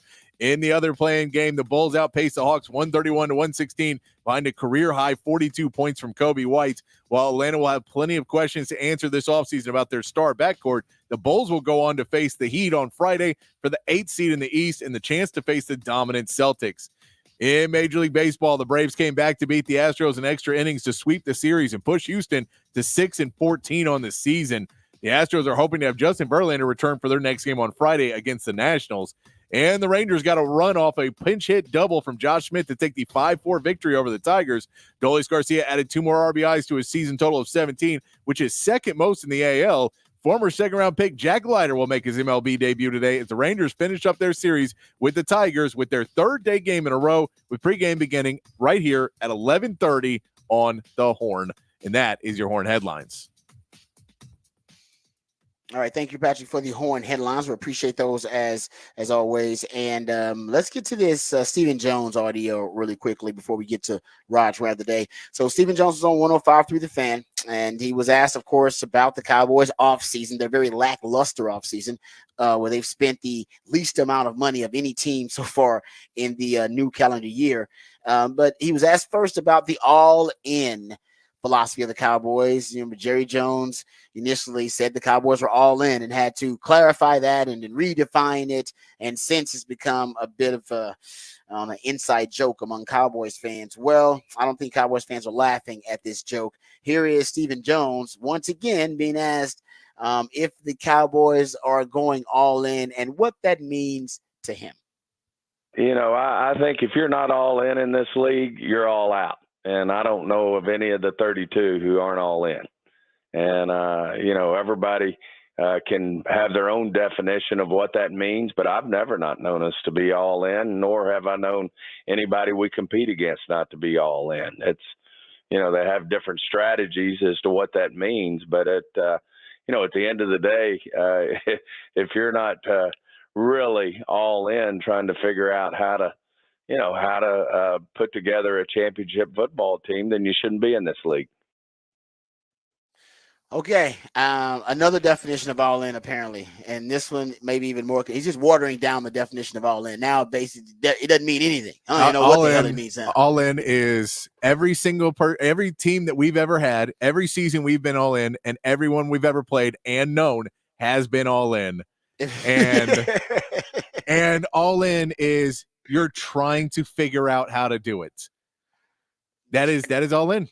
Apparently, just making an effort is all in. The slightest effort, just whatever it is. Thinking about making an effort is all in. I mean, that's basically what he said. All 32 teams, like, the ones that are tanking too. What about the ones that are tanking? Tanking? Still all in. Still all in. Apparently, still all in. Yeah. It's, like I said earlier, it reminds me of politicians who come up with these really cool slogans, and they're feel good slogans, and they probably have really cool words and maybe bring about nostalgia or hope or whatever it may be. All these positive emotions, they may solicit these positive emotions, but ultimately none of them align with the policies or the actual actions of the politician. That is what's happening right now with the Cowboys. They're gaslighting you, Cowboys fans, talking about all in, and yet still spending the least amount of dollars in this new year on free agency. They haven't even made any real efforts to re-sign their own guys, which was Jerry's definition of all in. Was, we're gonna sign our guys. We like our guys. Like, they haven't done that either. It's like, so now everybody's all in, and you know what? It means nothing. So I just wanted to play that audio because it frustrated me, and I'm not even a Cowboys fan. You know what? I am interested. We still got several months to the season. All in could mean like it could be a negative thing by the end of the season. Well, you don't want to be too all in, because if you're too all in, then that means you sprain your ankle, and I don't. That's a good point. They're gonna flip it by the end of the season and feel like nobody will. You never want to be all in. That's irresponsible. No, you want to be half in, half out. That's what we want to do. We want to divide ourselves. Something crazy. But he was asked about the Cowboys' lack of spending this offseason, this new calendar year. And here is once again the mental gymnastics of Stephen Jones. He claims the Cowboys are actually not very frugal. They spend a lot. Matter of fact, they spend as much as they can. Here's Stephen Jones. Well, at the end of the day, you always can only, and we spend max money, year in and year out. All 32 can only spend the same amount of money over a 5-year stretch. And when we're all said and done, we max out our salary cap every year, and we will have done that. And what comes with having a good roster, which we do, and we also are looking towards signing our own guys. It doesn't mean it happens overnight, but when you're wanting to sign players like Dak and Micah and CD, then that certainly you have to hold money back if you want to have a realistic chance at signing those guys. Okay, he's saying he's actually right because they have to spend. There's a cap floor, so you have to spend a certain amount in that 5-year window, which of course they are obligated to do. I have some numbers that actually, they're contrary to his statement that they are spending as much as they can, and I'll get to that a little bit later in Rod's rant of the day. But he was, and so. You can tell the guys on 105.3 were growing frustrated. When you watch them in the studio, reacting to him, answering the questions, they are physically, you can tell their body language, they're frustrated. So one of the guys asked Stephen Jones straight up, are you accountable? Are you accountable for what's happening right now, for this team not being able to win the playoffs, for this team being in salary cap hell? Charlie Wilson actually texted me. He said, all in. They're all in the toilet. That's what they're going. They're going all in the wrong way, a downward spiral. But he was frustrated. And he asked Stephen Jones, hey, man, are you accountable in all this? And here's what Stephen Jones had to say. I feel as accountable as anybody in terms of the success of this franchise. And of course, we want to have one of the top, if not the top franchise, in the country, if not the world. And I think, certainly I think we do in terms of what our brand's valued at.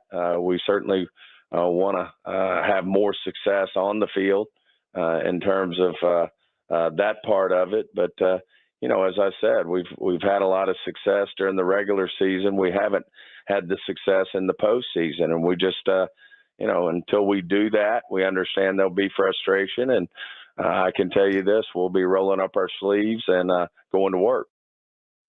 All right, there you go. That is Stephen Jones saying he does feel accountable. You see, he brought up the value of the franchise. Yeah, he said the quiet part out loud. He said, he's like, I'm accountable. Look, we're doing our best to be the most valuable franchise in America. And if we happen to win games on the side, that's great. He did. But my job is to make this most valuable. And I believe Jerry Jones wants a Super Bowl a little bit more. I don't know if Stephen Jones cares about a Super Bowl anymore.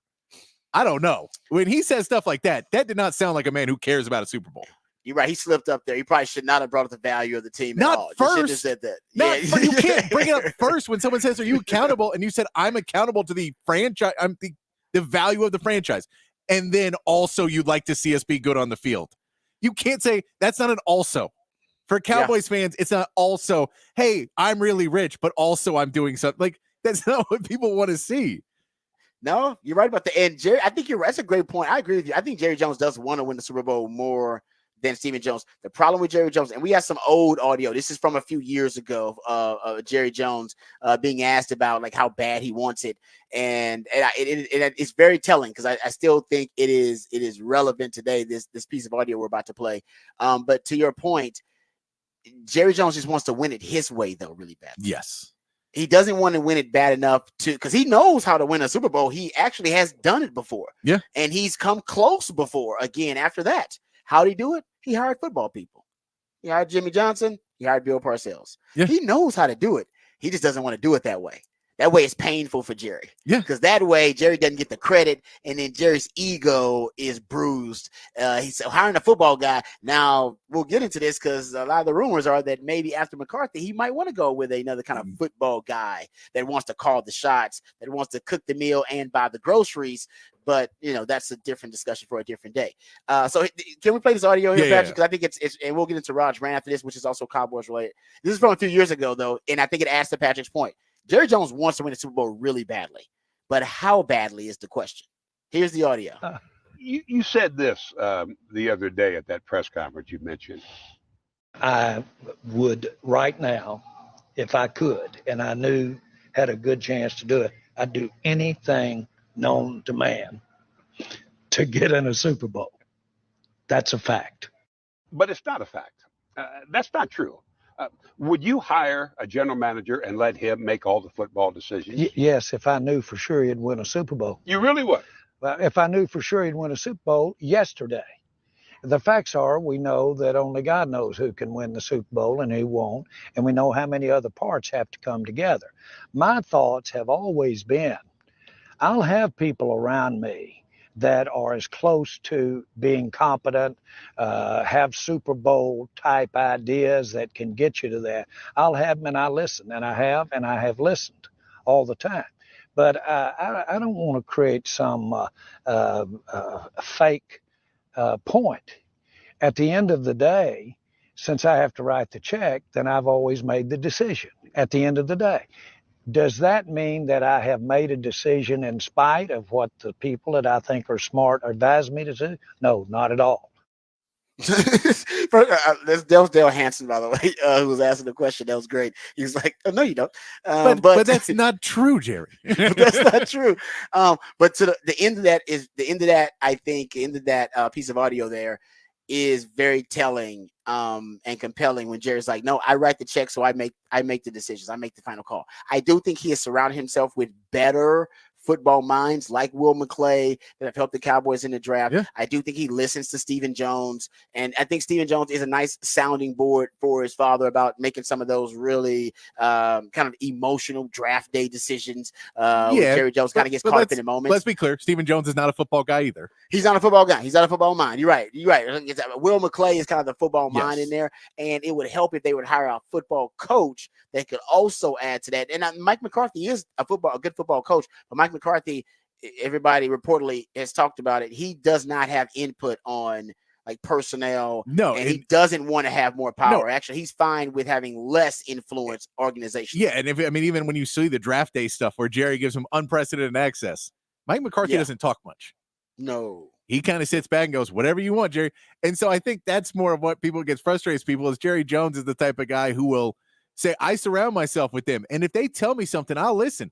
I'll try and convince them my way. And by the end of the day, I sign their checks too, so they'll agree with me, and then we're making a decision together. That's my idea." Right. And this was a group decision that I made. And so it's hard when someone understands. Well, I don't get a paycheck if I don't agree with Jerry to a certain extent. If I don't humor Jerry when he has bad ideas or when Jerry wants to do something. You can put it. So I'll put it. I think Jerry Jones wants to win a Super Bowl. I think he really wants to, but he wants to win a Super Bowl because Jerry did it his way, and he wants to win a Super Bowl to shove it in everybody's face that I was right and you were wrong. That's what. And Stephen Jones, I think, wants to have the best valued franchise in the world, and the secondary part wouldn't winning a Super Bowl really raise the value of our franchise.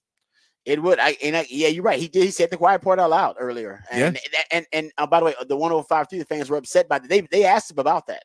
They had to ask the follow up about it. I didn't play that audio. We didn't play that audio, but they asked the follow up about it because they were a little bit disgruntled with him prioritizing the value of the franchise, whether it wins on the field, which is what a lot of people think that's what the Cowboys are all about, right? They're a style over substance. Yeah. And that's part of the frustration. Okay. You know what? Can we just take 2 minutes? Let's do Rod's round today. It'll take 2 minutes. It's Cowboys related. Take 2 minutes, and then we'll get into this Belichick story on the other side. Let's do it.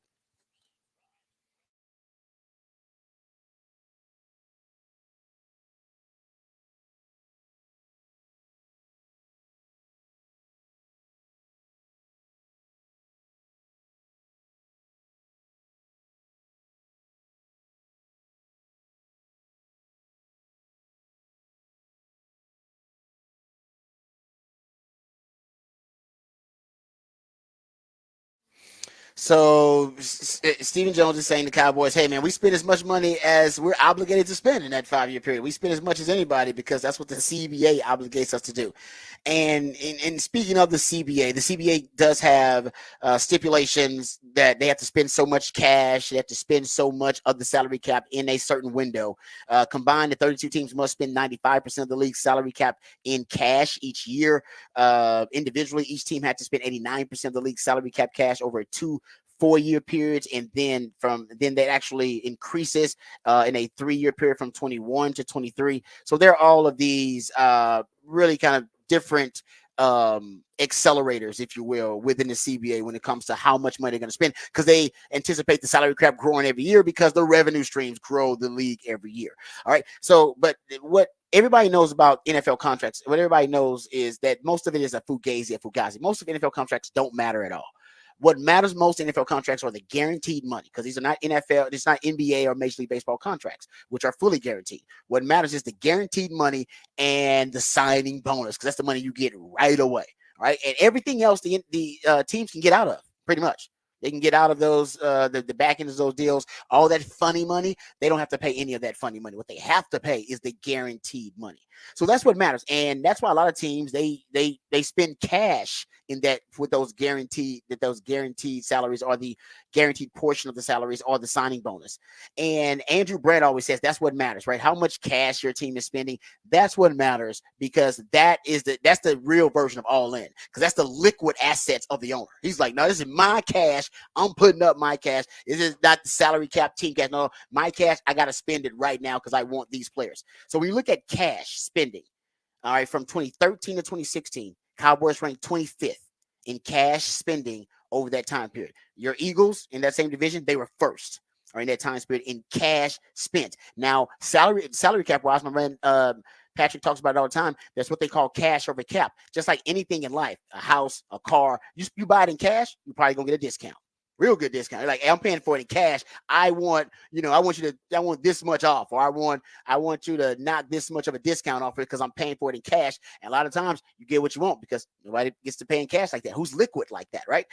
So same thing with the salary cap. You get a discount for paying in cash things up front. That's less burden on your salary cap in the future. The Cowboys don't do that. The Cowboys overburden their salary cap because they don't spend a lot of cash. So from 2013 to 2016, Cowboys 25th in cash spending. Eagles ranked first. In 2016 to 2019, the Cowboys ranked last, dead ass last in cash spending from 2016 to 2019, says Jason Locken. For the Eagles were top 5 in the NFL in cash spent in that time period, getting that cash discounts. And in 2021 and 2023, took off the COVID year, the Cowboys are 30th in cash spending in that time period. Philadelphia is 10th in that time period in cash spending. So you get a discount for spending cash on players, gives you a bit of a salary cap relief. Cowboys don't believe in that. So that's number one where they're screwing up. And so you can't say you're going all in, because I know you got the cash because you're like the second richest owner right now in the NFL. So the Cowboys got the cash. They're choosing just not to spend the cash. So that would be one of my criticisms of the Cowboys. And also, if you go start looking at it, what the Eagles do, and I read this earlier, and this comes from an NFL executive who basically said the Eagles, what they do is not necessarily rocket science. What the Eagles do is they sign their best players. They sign them early, so they get more salary cap relief by signing guys early. The Cowboys, they wait to the last possible minute. Here's one NFL executive who anonymously said, what the Eagles are doing with the salary cap is not magic. They're better at it than anyone, locking up their first round picks and their key players early. It looks expensive at first, but it almost always leads to financial flexibility later. They end up having less holes to fill and more money to fill them with. When you don't do that, you're stuck with the bloated back ends of contracts. That's where the Cowboys are with Dak and with CD Lamb, soon with Micah. I'm really surprised they didn't fix that before free agency started. So all their superstars for the Cowboys, they're going to be at the back ends of those contracts, sign those guys at the last possible minute, the midnight hour, paying top dollar. When you could pay top dollar earlier on, yeah, you're going to pay top dollar regardless, but you get more value and you get more flexibility and relief by signing those guys earlier before they get to the end of their contracts. And then by the time they get to the end of that contract, what you play top dollar for is actually not top dollar anymore, because the market will eventually reset instead of you setting the market over and over again by waiting to the last minute. These are things that will give the Cowboys salary cap relief. It will give them more flexibility, but instead they don't use these advantages when teams like the Eagles use these advantages and a whole lot more to help them keep their championship window open. Well said. Sorry. All right, there you go. Random rant. All right, we come back. We'll talk about Bill Belichick. We'll actually read some of the quotes. Bill Belichick, he believes he can fix the Dallas Cowboys along with the Eagles and along with the Giants too, reportedly. We'll talk about that when we come back right here. This is the Rodcast featuring Patrick Davis on Lifetime Longhorn. Rod Davis coming back on the horn.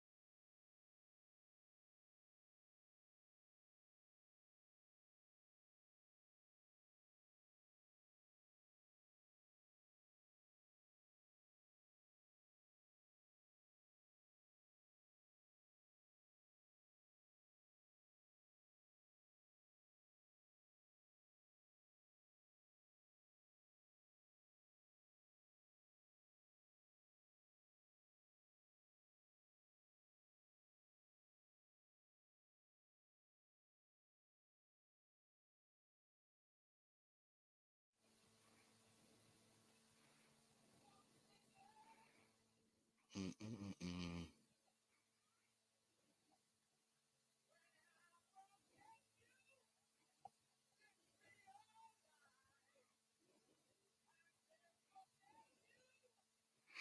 right, welcome back to the Rodcast featuring Patrick Davis. I'm lifetime Longhorn Rod Babers. New theme Thursday. That's when Patrick, the Ideationaire, comes up with a very creative theme, and all the jams that he plays throughout the day are a tribute to that specific theme. And today's theme, it is all about 420. Yes, we know it's a couple of days away, but to get you in the right mindset to celebrate the unofficial holiday for the smokers out there, my man Patrick's getting you in the right mindset with a tribute to 420 on a new theme Thursday. So we appreciate all of his creativity, and yeah, for the smokers out there, man. 420. It's always I did different stories, and I've heard about the origin of 420 and why it's 420. At first, some people say it was like the time of day that they were smoking, and some people talk about it being like a certain location or spot. I've heard different different urban legends. Yeah, there's different lore to what it is. Yeah, but it seems fitting that people have forgotten what it actually is, because that seems fitting to what the day is about. Nobody remembers. None of the real smokers can agree on. It's like, I don't know. No, man, I knew it once, man. I promise. I think it was, do you? Man, I can't think of it right now, man. Yeah, no doubt about that. All right, so shout out to my man Patrick there. Okay, well, I don't know if Bill Belichick celebrates 420. I doubt it very seriously. He doesn't drink coffee. He doesn't drink coffee. So that's something new we learned about him. We also learned that, at least reportedly, based on this ESPN article, and it was a team effort. I think Don Van Natta, Seth Wickersham, and Jeremy Fowler all three contributed to this article. And there are a lot of different nuggets that we can pull out of here. But I think the one most relevant to our listenership is this excerpt. It says, about Bill Belichick, quote, he is believed to be biding his time until next January for openings on teams. He has told confidants he would be interested in coaching the Dallas Cowboys, Philadelphia Eagles, and New York Giants. A source who spoke with a longtime friend of Belichick said the friend wonders if the coach will have another opportunity. Quote, I don't think Bill Belichick will ever be a head coach again in the National Football League, the friend said, unless it's for Jerry Jones. That's literally the quote, unless it's for Jerry Jones. It also says, on paper, the Cowboys seem to make sense. Belichick and Jerry Jones are decades-long friends, and both are in the win-now mode. Nobody is better than Belichick at converting a talented roster into a championship team, and Belichick told a friend that he liked the idea of sticking it to the crafts by working for Jones. But Jones, for all of his flash, bluster, and vows this offseason to go all in, is change-averse when it comes to head coaches. He decided quickly after Dallas's blowout exit in the wildcard round to let Mike McCarthy coach the final year of his contract. So in this piece, there came in the Cowboys and other NFC East teams would be the perfect landing spot for the next head coaching adventure for Bill Belichick. I don't know if I love it. I love Bill Belichick, but whoever he hires as an OC would be my primary concern. Who he's going to hire as an OC, and what's going to be the offensive culture and philosophy. You're just going to let the OC handle that, because that's what went to hell in a handbasket when Tom Brady left. And we found out quickly Tom Brady was not only the leader and the good cop to his bad cop and leader in that locker room, but turns out logistically, he was organizing practices. He was the one that actually was holding guys accountable to practice. A lot of the play calling was on Tom Brady. That was Tom Brady's offense. Yeah. And when he left, the offense went with him. Yeah, I mean, it's not surprising when you see all the coaches that came out of it and how bad all the offensive coaches were that came out of the Patriots. That when you see Josh McDaniels, you don't think, man, that guy was such a genius when he had Tom Brady. But anywhere else, you're like, oh, he's just Tom Brady. No, that makes more sense. Bill O'Brien, yeah. Same thing. Yeah, you're right about that. I don't disagree with that at all. And one of the other excerpts here about that was really controversial, but by the way, has been denied by Robert Kraft and his spokesman. It says this in the piece: in a conversation with blank, with Arthur Blank, excuse me, Arthur Blank, the owner of the Falcons, and this is Robert Kraft, the owner of the the Patriots.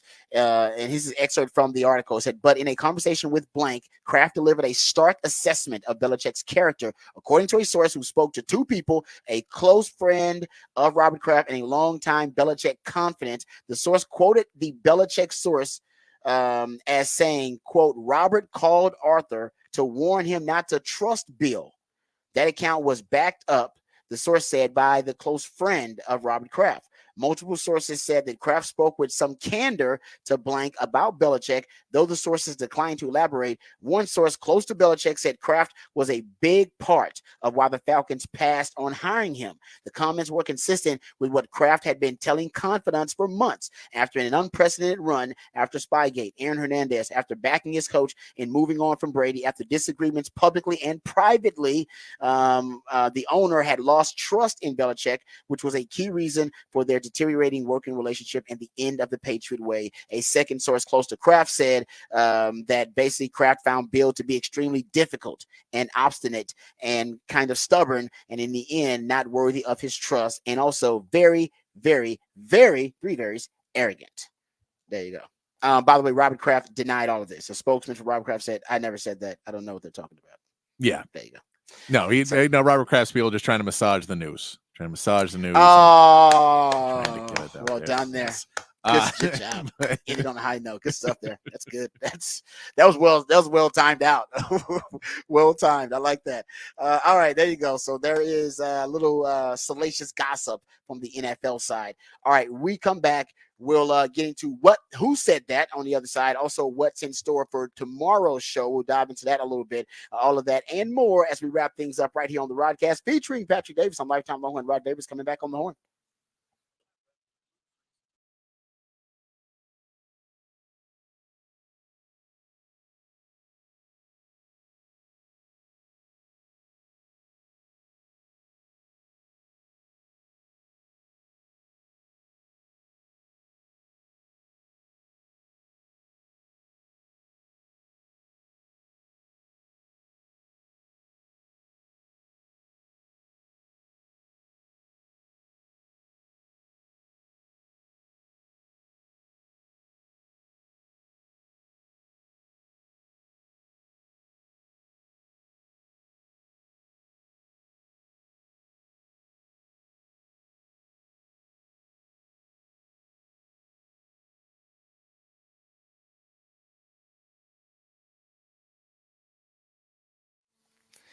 Hey, what's up, folks? Lifetime Longhorn Rod Babers here. Aside from the traffic, we all love the city of Austin. Even with the traffic, it's still a great city. And then everybody knows that. That's why people keep moving to the city, making it one of the fastest growing cities in America. And as the city continues to grow and thrive, well, so do our friends at Ironworkers Local Union 482. Many of the iconic landmarks that we enjoy every day and we see every day in this town were actually created and built by the skilled craftsmanship and the hands of Ironworkers Local Union 482, like the Pennybacker Bridge and DKR Stadium. And right now, it's a perfect opportunity for you to join this prestigious organization. They're hiring over 3,000 people for another huge project right here in Central Texas. They're offering competitive wages, competitive benefits, and a pension plan. They even offer training for unskilled labor through their apprenticeship program. So if you're thinking about an employment opportunity, or maybe a refreshing career change, or maybe you just want a new challenge, or you want to feel valued by your employer, you can become a valued member of Ironworkers Local Union 482, and you can take pride in the type of teamwork and craftsmanship that helps shape the future of this great city. Maximize your potential today and accept the challenge of becoming the best version of yourself by simply going online to apply at ironworkers482.org. That's ironworkers482.org.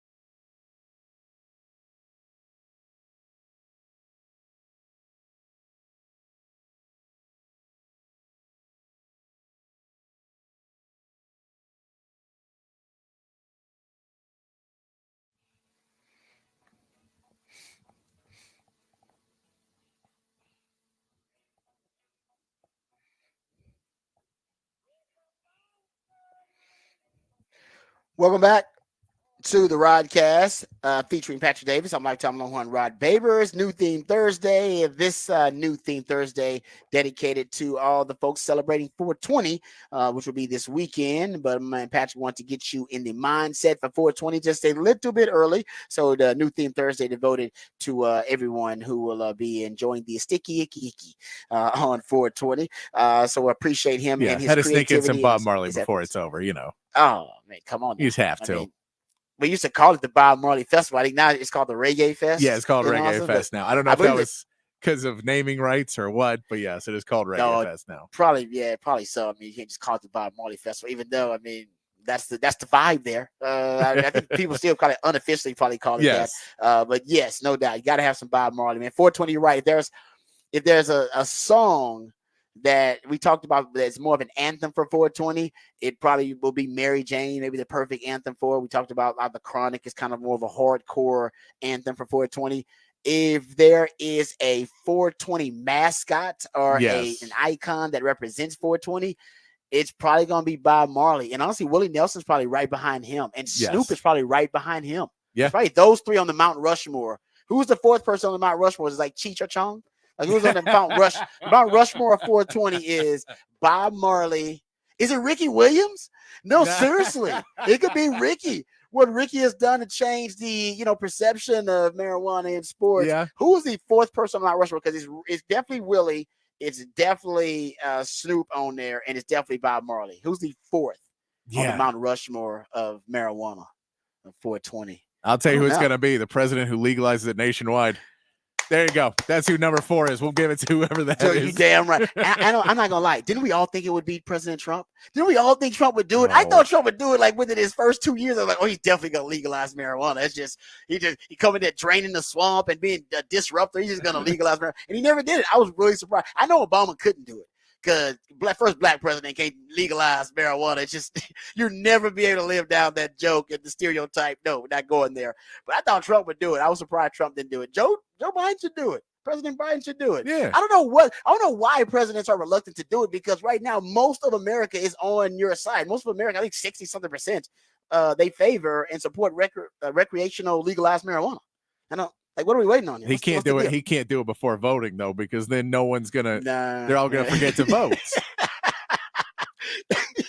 Have old demo that just doesn't show up to the polls. Yeah. When is the election day? Man, I'm ready for Super Wednesday, man. We missed it, bro. Oh no. All right, there you go. Well, I don't know what president's gonna do it, but I don't know. I would predict whoever the next president. You know what I say that whoever the next president after Joe and Trump, the next new president, whoever the next one is after that. The new one, I think that's the one that'll do it. Obviously, Trump and President Biden have had their opportunity. All right, let's play Who Said That before we get ourselves into trouble talking too much politics. Let's play Who Said That. That's when my man Patrick plays a bit of audio, and based on the context clues or just based on the audio itself, you at home can play and are supposed to decipher who said that. Big thing on the internet is Kendrick versus Drake. We need your take. Who you Drake off the bit. Favorite artist, so Drake, you got backed by Clayton Clark. You got it now, Drake. You got to choose a side. Drake. Drake. Like what? Drake for sure. Oh my gosh, it's so hard. I feel like I listen to more Kendrick, so I would say Kendrick. One for Kendrick, everybody. Okay, you got someone out there, Kendrick. I don't know. She don't want to get in the mix. I don't want to get in the mix. I'm out the mix. I would have to go with Drake just because of the variety of music. You have to pick one. Who is it? I'm going to go with Drake. I feel like I like Kendrick more, but I listen to Drake more. I might have to take Drake just because I listen to his music more. Oh my God. I listen more to Kendrick a little bit, but I don't know about their beef, so I'm going to just stay on the neutral side. I got to choose Drake. I am going to choose Drake. Oh, you're not going to tell me? Yes, you have to choose. Who are you choosing? I love Kendrick, though. I really love Kendrick, his music. But, I got to go with my home roots. Drake, Drizzy Drake from the 6. That's how I'm feeling. I always listen to Drake pregame, so I need that. I need to keep it with Drake, yeah. Drake's that dude. Okay. All right, for those who don't know, that was basically all of the ladies being drafted into the WNBA, giving their take on whose side they're taking, Drake or Kendrick Lamar. For those who don't know, Drake is like Thanos right now. He's taking on basically the Avengers of rap. They've all teamed up against him. It's like Metro Boomin, Future, Kendrick Lamar, Rick Ross. I'm not making this up. It's like a bunch of them, and they've kind of teamed up against The Weeknd is apparently against them too, and Drake's like taking on all of them right now. So the big story in rap right now is the Kendrick Lamar beef versus Drake, which has ballooned into Drake versus hip hop. Period, which is kind of fun. It's kind of fun. It ain't Big Tupac. People getting killed kind of beef. It's like the kind of silly kind of. It's a silly. We ask about it at the draft. Yes, exactly. Yeah, you go. This stuff there. All right. Thanks to Patrick for doing a great job. Remember, the revolution will not be televised. We talk about it right here on the Rodcast. We love you guys for meeting that. Take care of yourselves, but more importantly, take care of each other. Until next time, hook 'em and peace.